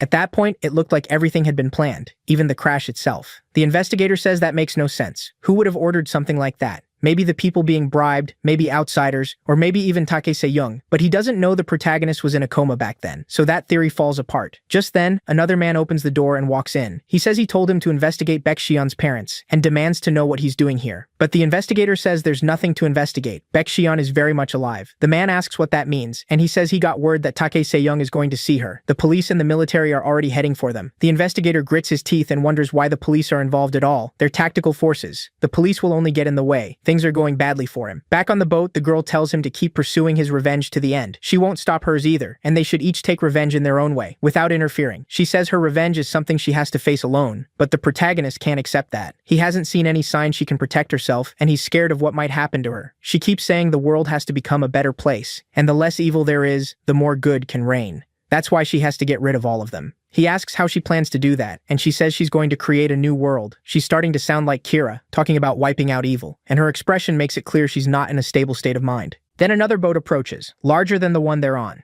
Inside is an older man, the kind who looks like the leader of some secret league. When it arrives, it's obvious the girl knows him. She says he took too long and she almost thought he wouldn't come. The old man says she was still trying to convince the protagonist, then addresses him as Master, as if expecting all of them to leave together. He calls to the protagonist too, but the protagonist doesn't move. The old man says they shouldn't force him. If he wants to come, he should follow his heart. Staring him down, the protagonist asks who this old man really is. The man says he has no name. They are only voices meant to guide lost people like him. For now, that's all he needs to know. He invites the protagonist to come again, but he remains still. Then he finally says no. Just like she said, each of them will continue their own revenge, and his still isn't finished. So he stays behind. The girl is saddened by that, while beside her, another man seems to chuckle and remarks that kids these days are actually pretty interesting. Then Xian's boat starts up and heads out into open water. Inside, she grips a gun in her hand. Behind her, that same guy asks why her friend didn't come with them when he had the chance. She says she'd never seen him before and doesn't think he's one of them. The man tells her not to talk about him like he's one of her patients. In an instant, she points the gun at him and asks if he really said that. Then she says all of this is to ensure she can build a new nation. Unfazed, he tells her this is her last chance to lower the gun. If she doesn't, she'll lose her chance to live, and the aura he gives off is terrifying. She immediately raises the gun higher, but the old man steps in to stop them. He says they need to stop Takase-1 from taking the daughter of China's president. They have to secure her first. The girl asks why that matters, and he says if anything happens to that girl, the future itself could be compromised. They need to resolve this before Takase-1 corners them. He believes the best outcome for everyone is to stop it from happening, especially for Takase-1. Meanwhile, we see the grief and despair of the parents of those 8 victims. Now they're the ones feeling the pain of losing a child. In the car, Soo-yun-ho's father can hardly believe any of this is real. His driver gets a call confirming that Jang Soo-jung, the president's daughter, had boarded a flight out of the military base on the very day of the incident, and apparently she was perfectly fine. Hearing that only makes him even angrier. He even calls the president by name and curses him as a bastard because his daughter is alive and safe while all of this happened to his own son. Meanwhile, the protagonist has already caught that investigator and is demanding to know where Soo-jung is. The man says she's going to Cheongwon Airport the next day. He swears he's telling the truth and begs the protagonist to believe him, to let this go. The protagonist throws him aside. Whether he survives or not, we don't know, but now he knows both Soo-jung's current location and where she'll be next. So he goes after her. At the National Assembly, the president is beginning the formal launch of his presidency, and with that, he tells everyone to stand. Then he launches into a bunch of grand promises about drafting a constitution to protect the country and pursuing a peaceful reunification of his homeland so people can support one another and citizens can live in safety. Outside, soldiers guard the building, but intruders are watching from above. Baek Chae-yoon among them, along with one of her men. She warns him not to interfere with whatever Takase-young is about to do, or he'll only anger him. This revenge belongs to him alone. The man asks if Takase-young will really come here, and she says almost certainly. Soo-jung was one of the 8, so she's high on his list. Her man says they need to be careful, but Chae-yoon says the best option may be to wipe out everyone here. He asks if she's out of her mind. There's no way they can do that. She says her heart has suffered enough, and anyone who stayed silent through her pain is probably an enemy too, so she wouldn't mind flushing them all away. In her eyes, none of these people became police or soldiers to protect others. They're just parasites serving those with higher status. So if they get in the way, they deserve to be taken down too. Even the man beside her is shaken by the look on her face. She says she shares Tae-sung's revenge for the sake of a bright, clear future. Meanwhile, the protagonist races toward the site. The moment he hits the ground, panic spreads. Everyone knows Tae-sung has arrived. People start running. One of them drops a phone, and through it, the protagonist hears the president talking about better protection for the public and guaranteeing their safety. Then the president calls his daughter and tells her the best thing is to live abroad. That's the only way she'll survive and live in peace. He says she's the only person in danger in Korea. Wearing a cap, she's at the airport with Hooni. The fear on her face is obvious, and she asks if she'll be coming too, if she'll leave for overseas with her. She says yes. She'll act as her bodyguard. She reminds her not to forget the instructions instructions she was given. No social media, no instant messaging, and for her safety, all her schooling will be moved to home study. She isn't to contact anyone or make friends. Soo-young asks if that means she just has to stay in America, and the agent says yes, that's the rule. She has to remain there for at least a year. Still, she admits that even after a year, nothing will change unless Takashung is captured. The only thing that could shorten her stay in America is if the protagonist surrenders, which probably won't happen. Elsewhere, the old man speaks with another man. They admit they'll never be able to stop that child, the protagonist. The man asks whether they don't have some kind of manual countermeasure and whether they could use it to stop him. We don't know exactly what it is, but it sounds like some kind of biological weapon. The old man says it won't work more than once anyway, and this isn't the right time. He can't be compared to anything normal. He's unlike anything they've ever seen. They have to proceed with extreme caution or they'll be destroyed. He calls Special Agent Akon, the one who was with Ji-yun, and asks how long until Ji-yun boards the plane and it takes off. Akon says boarding starts in 20 minutes, so the old man tells him to hurry. Ji-yun has already arrived. If anything goes wrong, they must move to plan B. For now, their priority is helping the president's daughter. The man acknowledges the order and confirms it. All they can do now is wait. The old man says he'll try to distract the protagonist and talk to him. The other man asks if he's crazy, he's going alone, but the old man says it isn't dangerous. He just wants a calm conversation. He doesn't think the protagonist sees him as an enemy. All he wants is a brief talk. At the airport, several men approach the agent and Soo-jung, verify their identities, and tell them they need to leave the airport immediately. Takase-jung has already arrived. The girls panic. The protagonist is already on his way after her, and soon he runs into the old man. The old man says it's tragic they've met under these circumstances, but really he has a favor to ask. Please let Soo-jung go this time. He believes that's the best path for the country's future, and the only way to build the nation Ji-yoon envisioned. To do that, Soo-jung needs to stay alive and negotiate with the current government, changing the forces that rule their world. She'd be a key piece in shifting the country's mindset and weakening the current regime. In short, they want to use the girl as leverage. He adds that this was Ji-yoon's request too, but the protagonist asks if he really thinks he can hold him here alone. The old man says that if he harms Soo-jung, Xie-yun will be disappointed. She's waiting for him on the other side to build the world they always wanted, but Tai Kwon-jung says he doesn't care about government deals. All he wants is to finish his revenge, and he won't tolerate anyone using Ji-yun as a shield. If the old man tries that again, he'll be next, so he needs to get out of the way. Leaving the old man behind, he heads straight for Soo-jung. The old man nearly drops from a heart attack. Meanwhile, Soo-jung is still trying to get out with those men. The agent asks where they're going and whether that route is really secure. She says once they board the plane, Tai Kwon-jung will still be a major threat to her. The man says they know and tells her not to worry. There's no way Tai Kwon-jung can find this route because they're using an unofficial one. Outside, soldiers are being briefed on how to stop the protagonist. If they see him, they have permission to kill. Everyone is told to stay alert, but Tai Kwon-jung is already standing behind one soldier, telling him to move. Terrified, the man drops to the ground, and Tai Kwon-jung starts walking past him without a problem. But then the soldier makes a very stupid choice. He opens fire on the protagonist. He dies instantly. The old man gets word that Tai Kwon-jung is heading for the runway, exactly where Soo-jung is going. He says the protagonist has an incredibly sharp sixth sense and orders every unit to avoid contact with him. From here on, resistance is pointless. But the other man says time has already run out, and Soo-jung should be able to leave safely. At least, that's what it seemed. The protagonist keeps running past everyone and finally spots her from a fair distance away. He's found her at last, and lets out a huge shout. But it's the exact moment she boards the plane, just as it's about to take off. He knows that even if he jumps, he won't reach it in time, so he throws his sword at the plane and hits it, dragging it back down fast. Just like that, he stops her escape. By then, countless soldiers have surrounded him. It doesn't matter. Even the massive explosion changes nothing, and the girls are still trying to flee. But when they look back, there he is, standing on top of the plane, pulling free the sword he'd embedded there. They start running, begging for their lives. Taek-se-eung steps right in front of them. For her, this is the end. His face makes it clear what he's about to do, and it looks like Soo-jung is about to die right there. At this point, it really seems over for both of them. Taek-se-eung calls the girl's name, and all around him, police have already closed in. He isn't intimidated in the slightest. The girl, on the other hand, is in terrible shape. She's terrified. She calls out his name and says she's sorry for everything she's done. She admits it's all her fault, and what happened to him and Shye-eung was inhuman, something she'll never truly forget. Still, she begs for one more chance to make things right, pleading for her life. Then, to her shock, the protagonist says she can go if she wants to live. Her eyes widen, and she thanks him, but he wasn't speaking to her. He was talking to her agent. He tells the agent that if she stays out of his way, he'll spare her. He has no intention of killing her. She can leave, but if she attacks him, she'll die.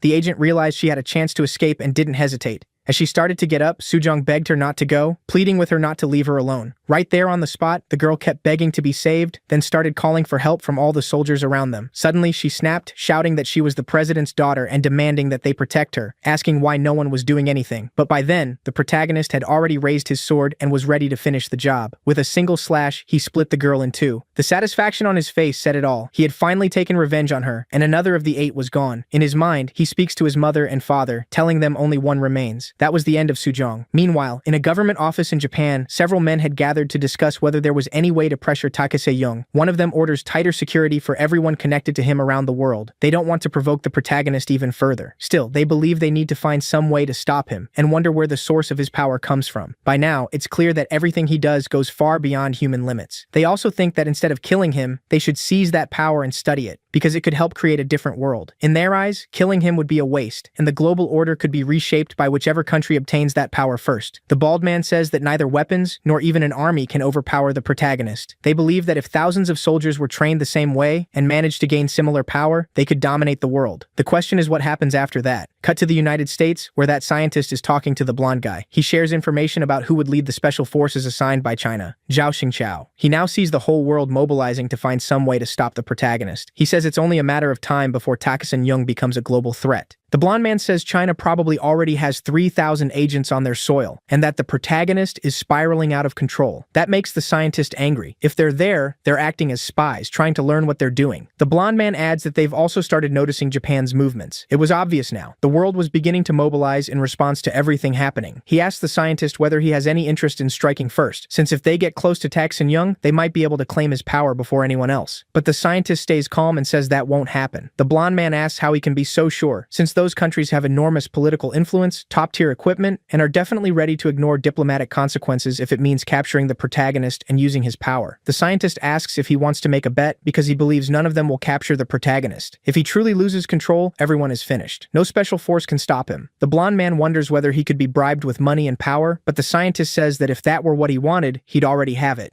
That isn't his goal. The blonde man then wonders if China might even offer him land and greater protection for his family and relatives. The scientist admits that could tempt him, since he's desperately trying to avenge his parents and protect his family. He says they need reinforcements and broader support inside the United States. The blonde man asks if he really plans to use Airborne Division 82 to protect a civilian family. For context, that division was extremely important and reserved only for people of the highest value. Using it for the protagonist's aunt would be something outrageous. But the scientist says that's exactly his plan, because they need Takesung to owe them a favor. By protecting his aunt to the very end, they might earn at least a little mercy from him. That way, Takesung will owe them all one. Outside, under heavy rain, Soo-hyun's father was in terrible shape. The look on his face showed how shaken he was, but he made a promise. He would return all the pain he had felt and make those responsible suffer something even worse. He would avenge what happened to his son and make them all pay. Even the president had betrayed his trust, and he doesn't believe even the president will escape his plans. After everything that happened, all the parents who had lost their children gave a major interview. There, they issued a warning to Taek-sung, since their children had died in horrifying ways. All of them said the government was incompetent and unable to protect its people. And now, ironically, they were the ones in that position when not long ago, all of this had happened to the protagonist's parents. Now they were feeling for themselves what it meant to have no one help them. But the public was starting to take center stage too. Because in the middle of all this, many innocent people had also died. Their families were devastated by everything that was happening. The media then turned fully against Taek-sung, tearing apart his image as public opinion shifted and grew angrier. Those who once saw Taek-sung as a hero vanished, and now social media was filled with one message: he had to be stopped. No matter what had happened to him, he had crossed every limit. People were turning against the protagonist, and now he was seen as a threat to national security and to the public itself. Taek-sung had become a public enemy. In his room, tablet in hand, the president kept replaying that video, asking himself if it had really happened, if his daughter was truly dead. He looked completely broken. Collapsed on the floor, he had no hope left for a better future. The only thing he could think about was revenge, making Taek-sung pay for everything he had done to him. Then the door opened and someone entered. It was Director Park, head of the National Intelligence Service. He could tell from the president's face that he was in no condition to deal with this, though the president insisted he was fine. The man had something to say, so he got straight to the point. Then we see that old man, introduced as the one who would advise them this time. He presents himself. His name is Yang Yeon.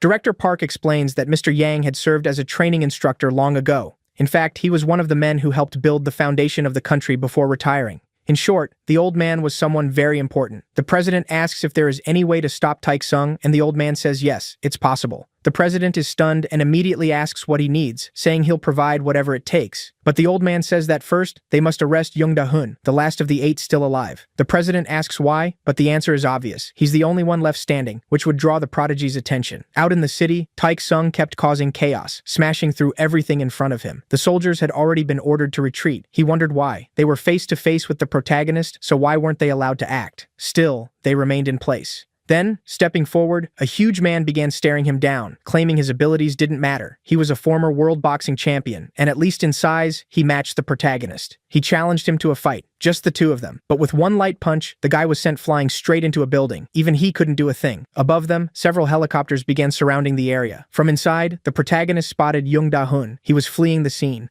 That made him furious, and he started leaping in that direction. But he quickly realized he wouldn't reach him in time, so he climbed to the top of that building. There, he could see a photo of all 8, including Young, and he swore he would find him and finish his revenge. Back at the building where Ji-yoon and that man were, she had also seen the video of what the protagonist did to Soo-jung. She says she wished she had done it herself. Those words clearly unsettled the guy beside her. Then he got a call from the agency, ordering him to leave a team behind to watch Taek-se-young and to have everyone else there return as quickly as possible. He hesitates, wondering if that's really the right move, since Taek-se-young was nearby, and pulling back all the soldiers went against their original plan. Still, he's told they need to get out immediately, because active spies from other parts of the world were surrounding the area. In fact, Ji-yoon herself had become a target after they discovered she might be important to the protagonist, so they had eyes on her. He says they should leave a few agents behind, escort Ji-yoon, and get her out of there as fast as possible.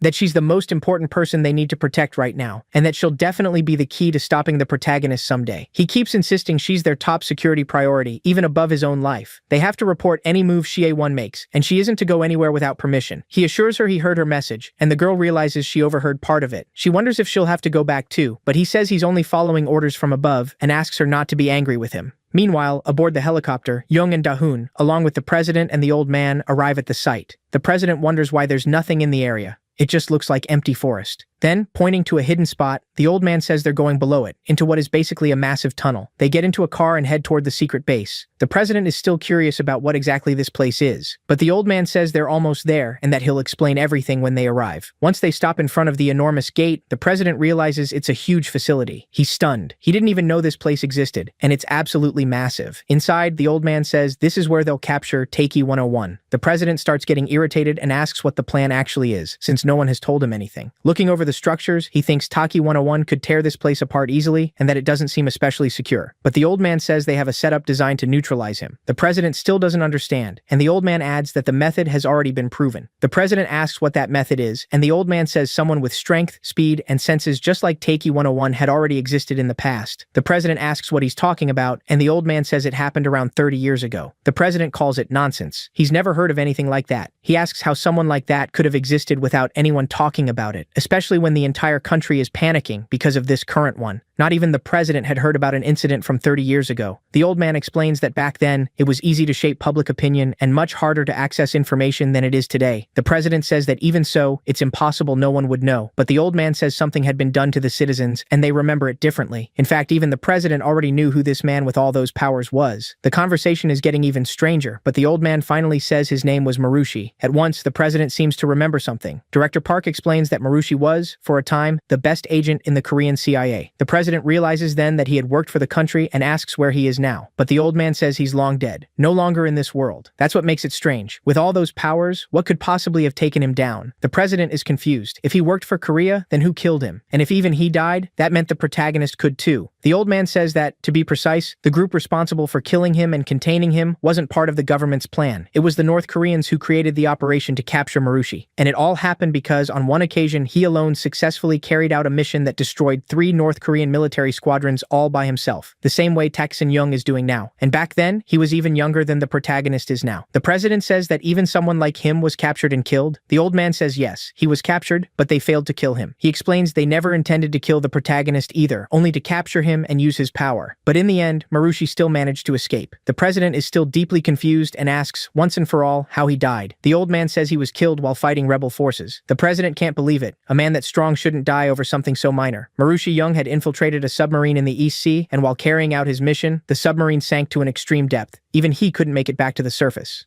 Cutting back to the city, Takase-young is still wondering where Jung and Darin are. As he approaches, he realizes he's reached Nungwan High School, his old school, the same place where all of it happened. With one leap, he lands on the rooftop. Looking down, memories begin to flood back, like the time he went to the principal and said they were being excluded at school, only to be told it was normal, that everyone grows through that phase, and that the principal had too much to worry about to deal with him. Staring below, he sees the place where it all happened, and the flashbacks keep coming, along with the words he once heard. The only person who had been there to help him was Chie. Jung remembers everything that happened to the girl, and everything that happened to his own life, and surely to his parents too. He says he'll finish his revenge, and the thought only fuels his rage. With one massive punch, he splits the school building straight down the middle, destroying the place where all those terrible things happened to him. Back with the president, he goes to see Jung Da-hoon's father. When they meet, he thanks him for coming. The president explains that all the other children are dead, and the only one still alive is his son, so he has to do everything possible to keep him alive no matter what. The president adds that this is no longer the safest place, since it seems Takase-young also knows about it.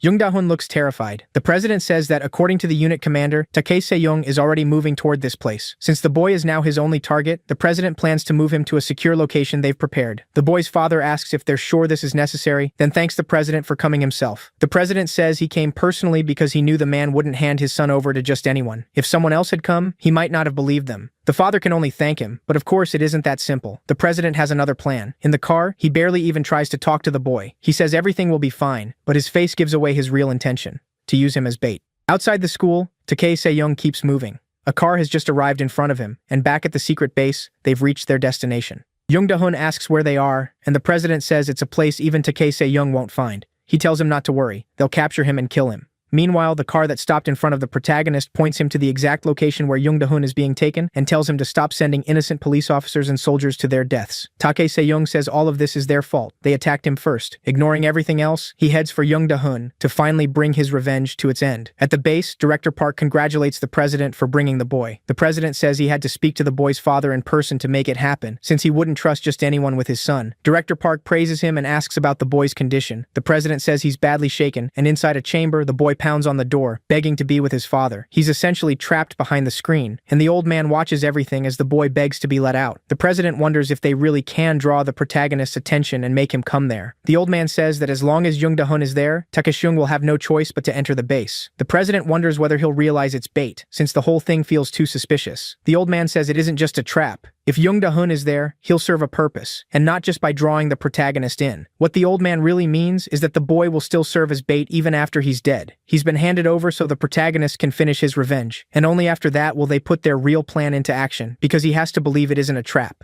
Then a call comes in on their phone. The protagonist has reached the area, and the plan must begin immediately. Inside the chamber, the boy grows more desperate, begging them to open the door. Outside, the protagonist has already arrived and managed to locate the base. In his mind, he calls out the boy's name. Then he glances to the side and sees countless police officers surrounding the area, but he pays them no attention and keeps moving toward his target. With his sword, he strikes a rock with full force and detonates a bomb hidden there. Realizing there could be traps like that, he ends up exposing the base's entrance. The soldiers are stunned that he figured it out so quickly, but now it's easy for him to reach Jung Da-hoon, and with sheer strength, he forces the door open with ease. The boy starts to panic. Now he's face to face with him.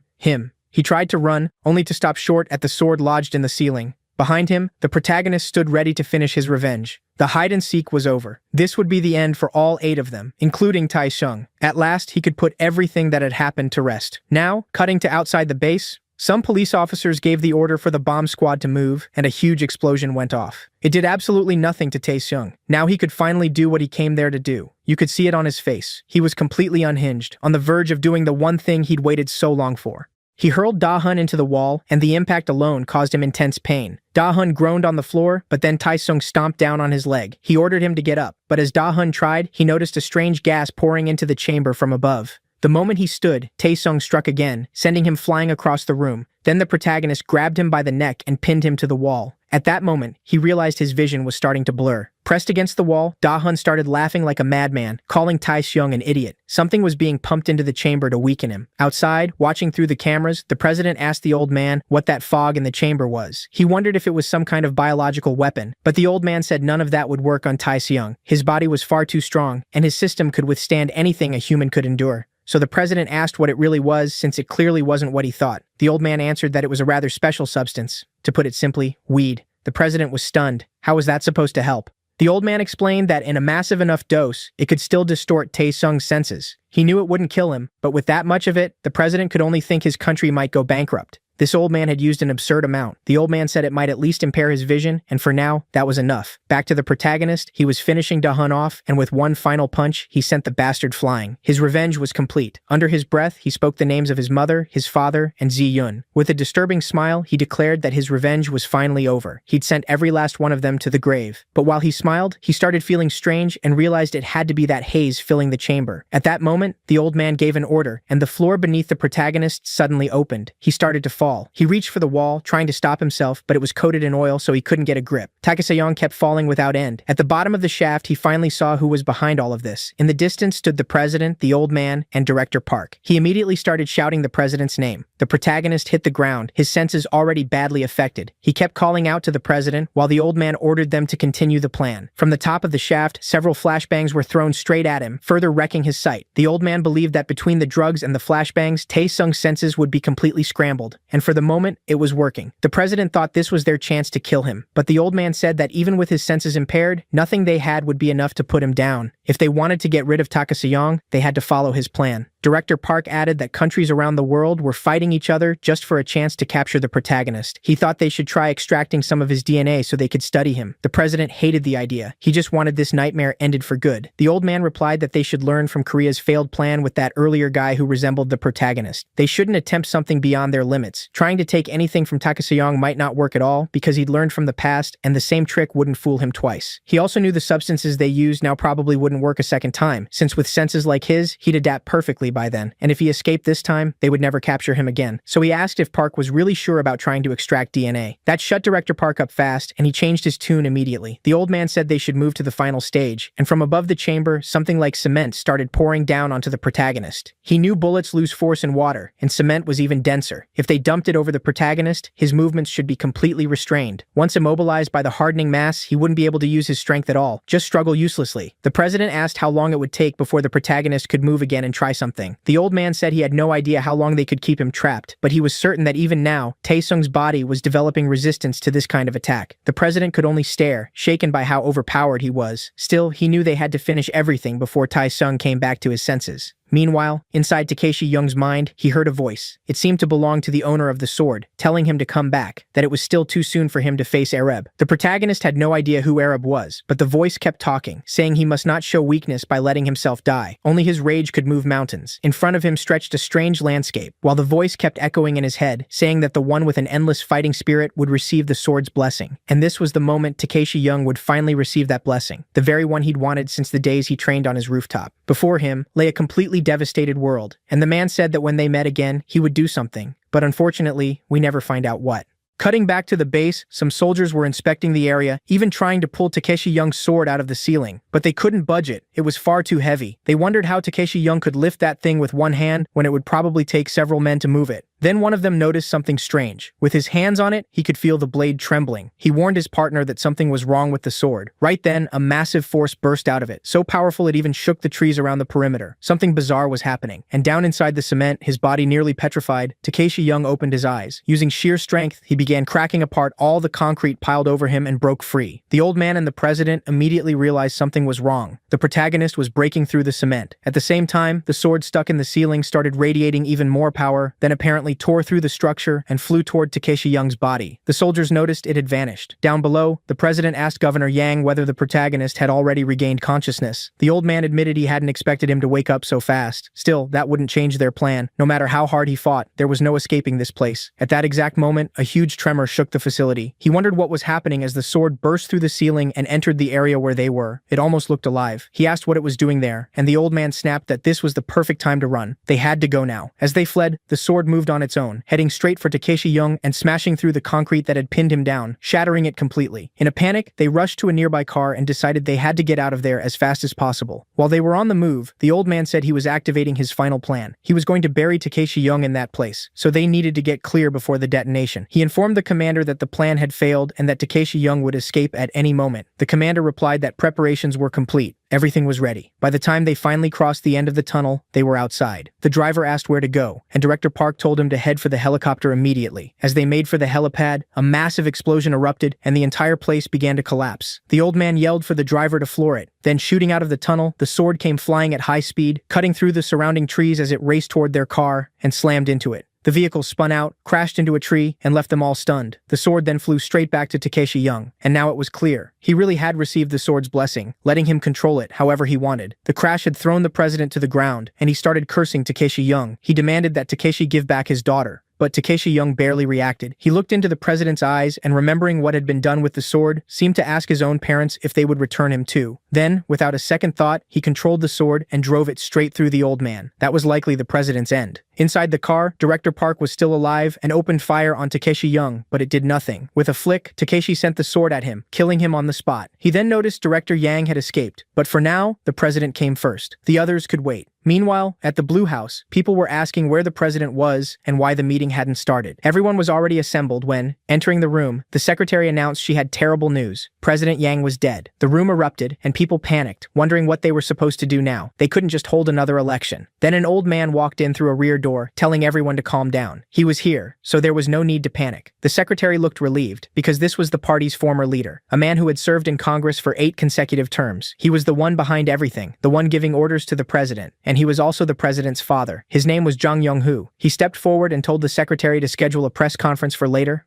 Someone in the crowd quietly wondered if the prime minister shouldn't be the one to take over. Jang cut him off, saying all of this had happened because his son ignored his orders and acted alone. He warned them not to do anything foolish and to follow his instructions. Everyone fell silent at once and quickly fell in line. Back at the base, a woman was watching the scene, seeing everything Takeshi Young was doing. She said it was far worse than it looked in the videos. Seeing it in person was insane. Over the comms, some soldiers told her they were almost there, but she immediately ordered them to turn back. If they went in, they'd die for sure. One of them didn't want to listen and kept pushing toward the site, but she told him he didn't understand. The sword in Takeshi's hand was moving on its own. It was practically alive. Nothing about this was human. Several vehicles started approaching the area, including a helicopter. The president really was dead, and Takeshi said he'd promised to wipe out that whole family, and that was exactly what he was doing. He spoke to the dying president, saying he knew the one behind everything was his father, because he'd overheard the man's people talking. Then with a leap, he jumped toward the helicopter and grabbed onto it. On the ground, soldiers shouted not to fire. They might hit the man inside the helicopter. The pilot was terrified, but he asked the protagonist where he wanted to go, while the sword flew beside them, and Takeshi answered, the Blue House. He was to take him there. The pilot obeyed and steered that way. Below, a soldier reported to the commander that the helicopter was heading for Seoul, straight toward the Blue House. On the way, the pilot said they should take the long route, because the closest zone was packed with constant surveillance and security. Getting through there would be nearly impossible. There was also already an order on this helicopter: fire immediately, no warning. If they kept going, it would basically be suicide. He knew Takeshi had survived a missile before, but if this helicopter exploded, he had no idea whether Takeshi could survive a fall from that height. Even if he landed in a river, it wouldn't be easy. Every soldier in base already knew they were coming, and once he hit the water, he wouldn't get a chance to breathe, because bombardment would start immediately. But the protagonist said none of that mattered and told him to keep flying in that direction.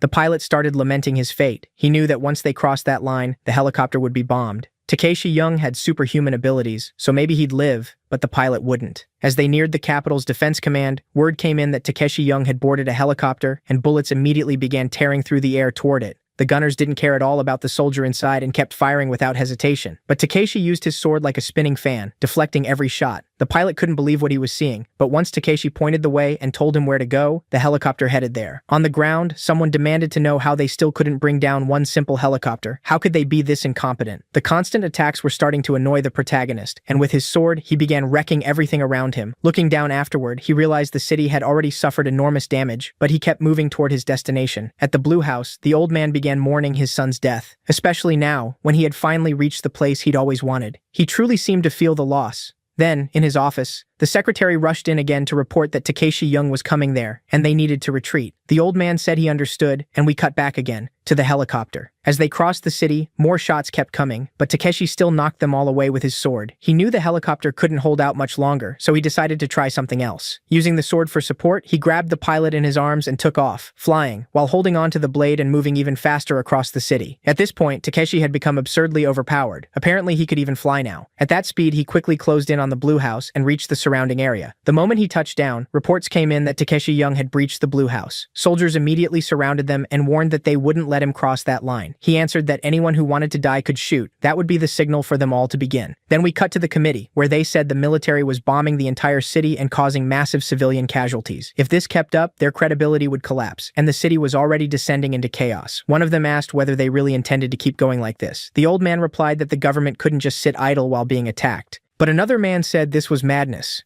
They were even willing to blow up the Blue House, where they themselves were, just to try to stop him, and it probably wouldn't even work. The others were starting to openly disagree with him. The head of political affairs suggested that the only way to stop Takeshi might be to talk to him, that someone should go outside and try, because he saw no other way. Another man pointed out that all they'd done so far was order more and more bombardment, without sparing a single thought for the civilians living in the city. Silence filled the room, and the old man asked what exactly he had in mind, then told him to explain. On the news, reports spread that Takeshi Young was now inside the Blue House and hadn't done anything since entering. The anchor added that the army had declared full martial law surrounding the Blue House inside and out. Meanwhile, while he remained there, the number of civilian casualties had risen sharply, and it was also reported that he had seized an active-duty helicopter, which had caused this whole uproar. On the other side of the city, watching all of this, a girl stood there deep in thought, even whispering his name. It was the nurse who had taken care of the protagonist back at the beginning. Then someone started banging on her door, calling her by name, Kim Bora. The man asked if she was the nurse from Hayam University Hospital, and she said yes, asking who he was. He kept pounding hard enough to scare her. She cracked the door open, leaving the chain on, and the man shoved his face into the gap, claiming he was police. He asked if she was really not going to open the door, because he had a few questions about someone staying there without papers. Kim Bora immediately panicked. She had cared for Takeshi for a while. Jumping back a little, before that supposed officer reached her home, she had been blaming herself, thinking she hadn't paid enough attention to his condition, and feeling terrible about everything happening to him. She felt she should have done more to keep him calm. Then the man knocked on her door, and we see the same scene play out again. He said he was police and asked her to open up. From the other side, she spotted a man in a police uniform telling her to take the chain off first, but she didn't believe he was really a cop, and in a trembling voice, she said she wouldn't open it. The man started getting angry and ordered her to open the door immediately, but at that moment, he was suddenly struck down, along with the others with him. Someone else had taken them out, and when she got to the door, she saw it was a girl. It was Ji Yoon. She said she'd been delayed a little, but had still made it in time. Cutting back to Takeshi Young at the Blue House, he was with that police officer who had fainted during all the chaos but had now woken up. As he came to, he realized he was still alive and figured he must have somehow gotten away from Takeshi Young. He even wondered if everything had just been a dream, but then when he looked to the side, he saw him right there and instantly panicked. He thought this was the worst possible moment to wake up and that he should have kept pretending to be unconscious. He wondered where he was. This was the Blue House, and there were quite a few people standing there, basically being held hostage by Taker Sayunk. He thought the whole thing was insane and couldn't understand how he'd ended up there. The protagonist tells him that now that he's awake, there's something he needs him to do, a favor. Around the Blue House, the guy was now free, and the protagonist gave him a mission. He went straight to the Air Force Command, basically to turn himself in. He stated that he was the helicopter pilot who had brought Taker Sayunk there. One of the men asked if that was true, and he said yes. He explained that he was a soldier, and a captain no less. But instead of helping stop a national crisis, he'd aided it. So several men intercepted him and forced him to the ground. They told him this could be treated as treason,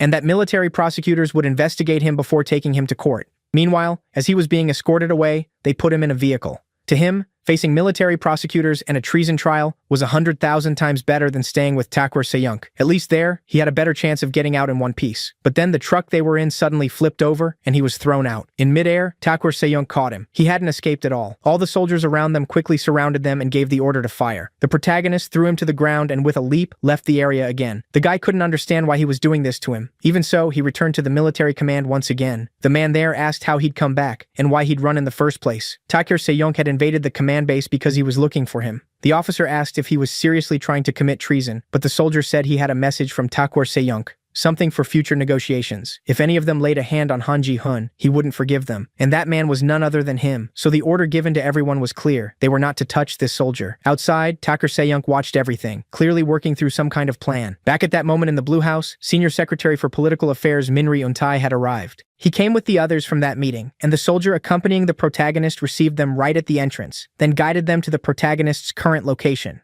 The old man said it was a pleasure to meet him, and Takur Sayunk was there, sitting calmly. The soldier with him couldn't understand why the old man was treating him so well when he was a wanted man. The official said they should introduce themselves first, and that he was the Senior Secretary of Public Relations. But before he could finish, the protagonist cut in. He only had two demands. First, everyone in Seoul had to leave the city, no exceptions. Second, all heads of the national departments had to gather there at the Blue House. The man was confused. President Jiang was already dead, so was he asking for his father to come too? That old man? The protagonist said they had until midnight tomorrow to complete both tasks, or something would happen. In the car, halfway there, one of the men said this was insane. Mobilizing all the city's military forces was difficult, but still possible. Evacuating 10 million people from Seoul in just 18 hours, though, was beyond absurd. So he called the protagonist crazy and said the mission was nearly impossible. The soldier with the protagonist asked why he wanted everyone out of Seoul, and Tae-sung said the city would soon become a battlefield. He had no interest in watching innocent people die because of him. When they arrived at the operations center, one man asked how the conversation with Tae-sung had gone and what exactly he demanded. The man explained his request, and everyone there thought it was complete madness,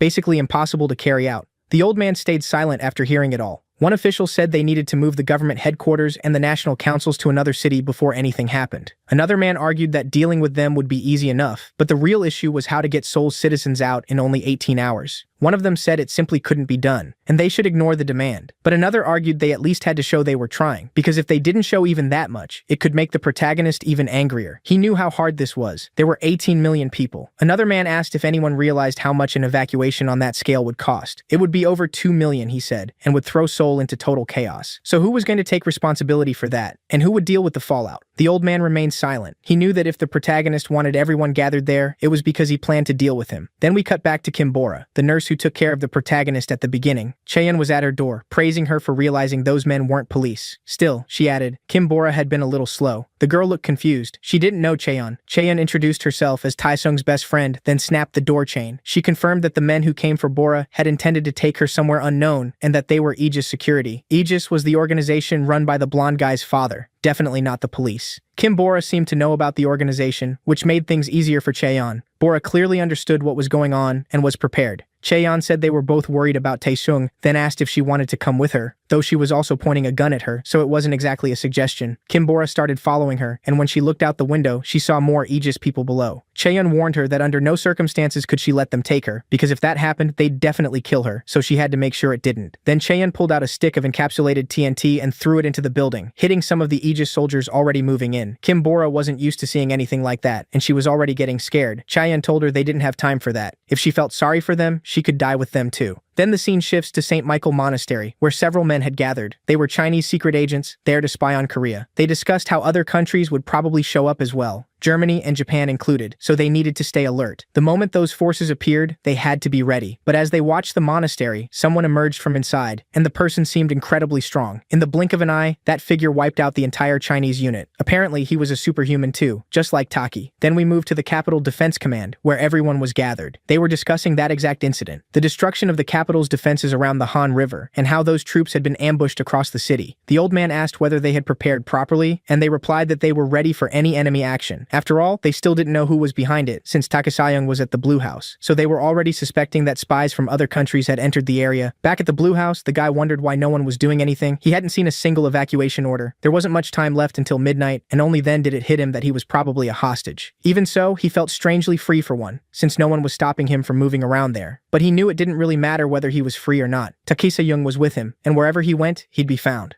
The protagonist walked up and told him they were leaving. The guy was confused, but they ended up driving out of the Blue House in a truck.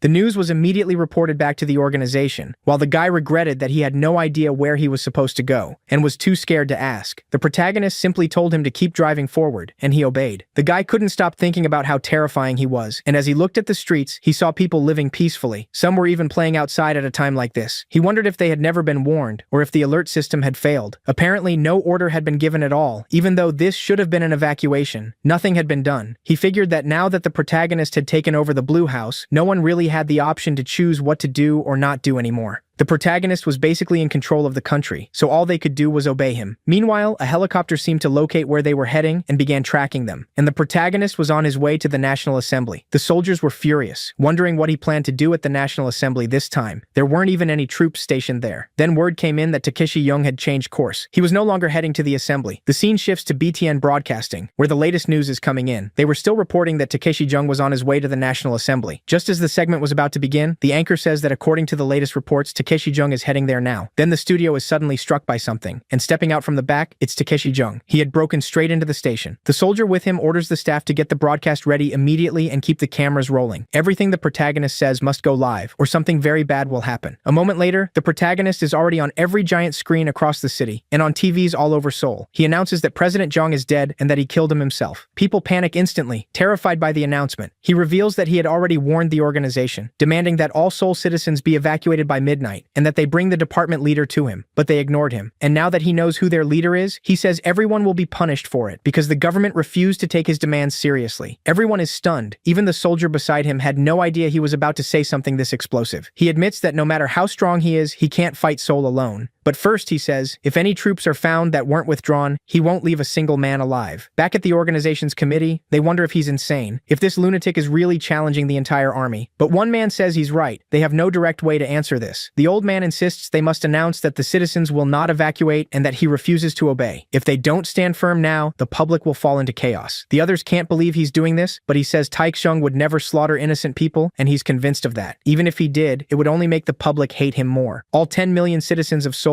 would turn against him. Another man realizes that if this happens, he'll be using the people of Seoul as hostages. Then Taekseung adds a second demand. All active police in Seoul must disarm and abandon their stations. In other words, Seoul will be left lawless. Anyone who refuses will be punished without exception. And finally, for every citizen living in Seoul, any violation will be punished, and no one's safety can be guaranteed. Old man Yang is watching it all too, twisting with anger in his room. At the hospital, Mr. Yang, the guy the protagonist beat down earlier, is recovering, and in front of him stands Seong Hwa, the mysterious guy in the yellow hood. He asks about the situation. Mr. Yang says nothing unusual happened, but Seong Hwa is clearly furious. He wants to know who did this to his brother, and vows to find him and kill him. From that moment on, that lunatic sets out to hunt Taekseung. Back with old man Yang, he asks one of his men what happened in Seoul. The man explains that Taekseung seized the Blue House the day before, and all the governors and politicians, including Han Taekseung, were evacuated. The old man is shocked. He says Taekseung is completely unpredictable. Then he asks about Muyol, and is told he's awake. They injected him with serum, and he's recovering very quickly. The old man asks if they found Seong Hwa, but the man says he hasn't been answering messages and seems to be ignoring them on purpose. This is the same Seong Hwa now with Mr. Yang in the hospital, the one who swore to beat the protagonist. Then the aide adds that 3 samples of a serum were stolen from the Kook-1 lab, and the security footage clearly shows that Seong Hwa was the thief. The old man realizes something huge is about to happen. Back with the protagonist, the soldier beside him wonders why he wants to drag innocent civilians into this. They had nothing to do with it. He says that when he first heard his speech back in that building, he was glad he was doing this. But now he doesn't understand why he's threatening ordinary people too.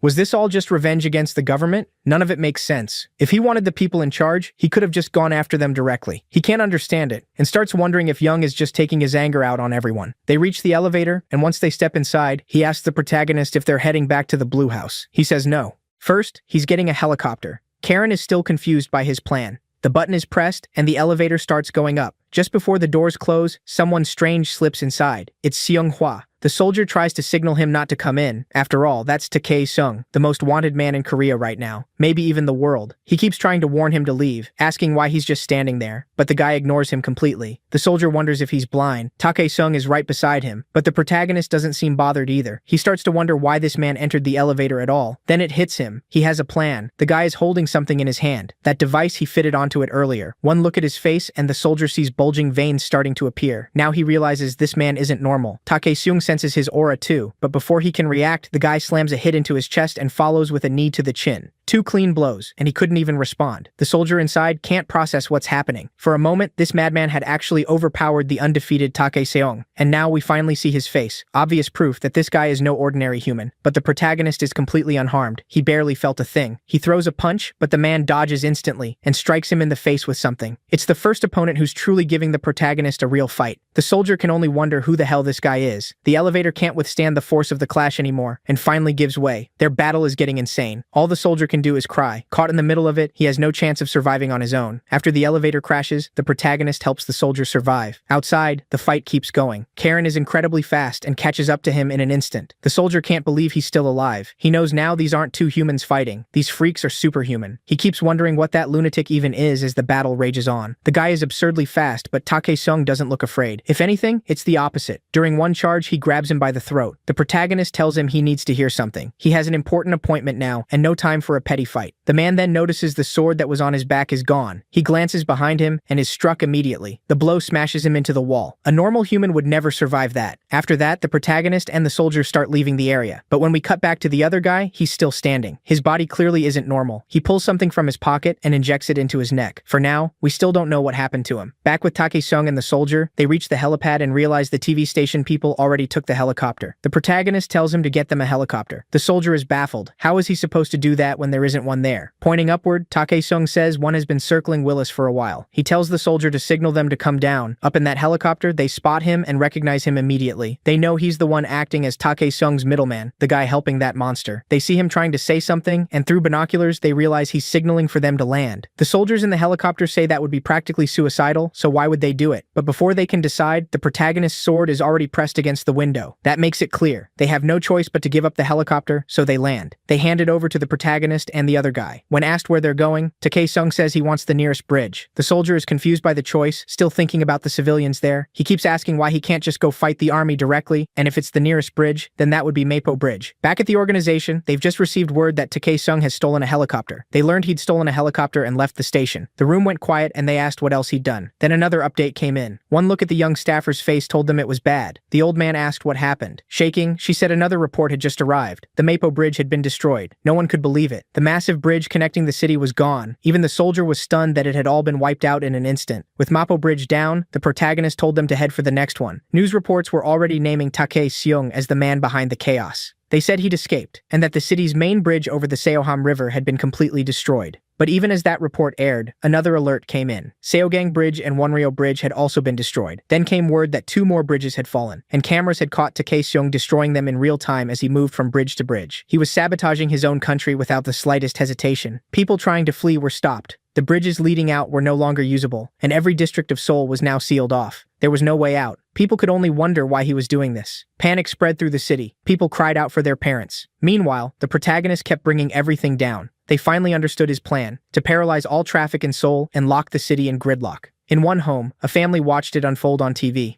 The father couldn't understand why this was happening, and all he could think about was what it would cost to rebuild those bridges. His wife said they needed to leave Seoul too. It was getting far too dangerous. Their teenage daughter, clueless as ever, complained that she was supposed to meet her friends today, and that this was so annoying. Then another bulletin came in. Several inmates had escaped from a prison in southern Seoul. Calls were flooding in, but there seemed to be no police available to respond. Authorities told citizens not to go outside and to lock themselves inside their homes. The father kept asking how everything had collapsed so suddenly, but the city was already in total chaos.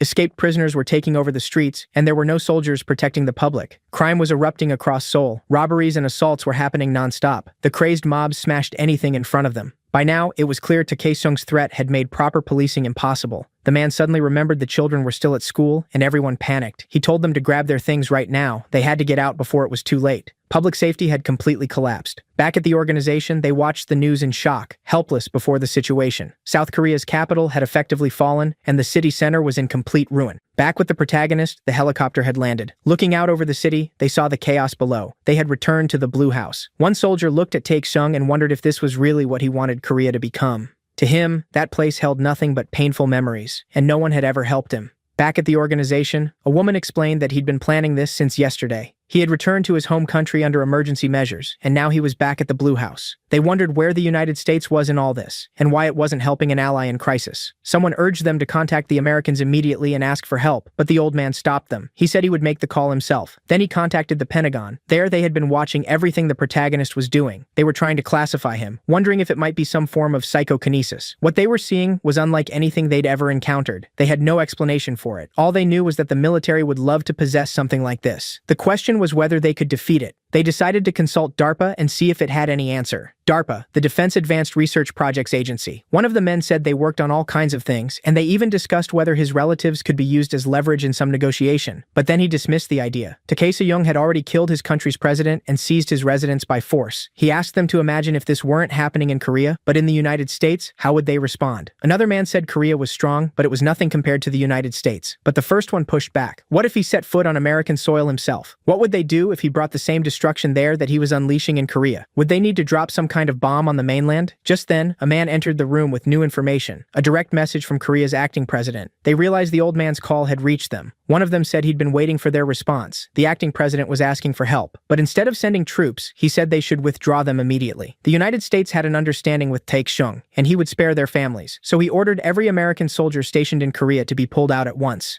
The blonde officer said he'd carry it out, but asked if they really weren't going to answer the Korean president. The reply was cold. Ignore it. He'll understand if we don't respond. The best move is for the United States to stay out of this. Soon the results of that meeting were broadcast on television. They declared that their duty was to protect Korea's democracy and freedom, and that the United States and South Korea shared an eternal alliance. They said they would contain all attacks and provocations from the Korean side. But this was not a case of provocation by a foreign invasion, nor was it a crisis that legally constituted war. In other words, they were calling it Korea's internal problem. They said Korea would have to handle it itself, since this was not an international matter. Still, they hoped the decision would support the military and strengthen friendship between the United States and Korea, bringing the two countries even closer. The old man could only seethe with anger. He realized he'd have to deal with this alone, while all of his allies abandoned him.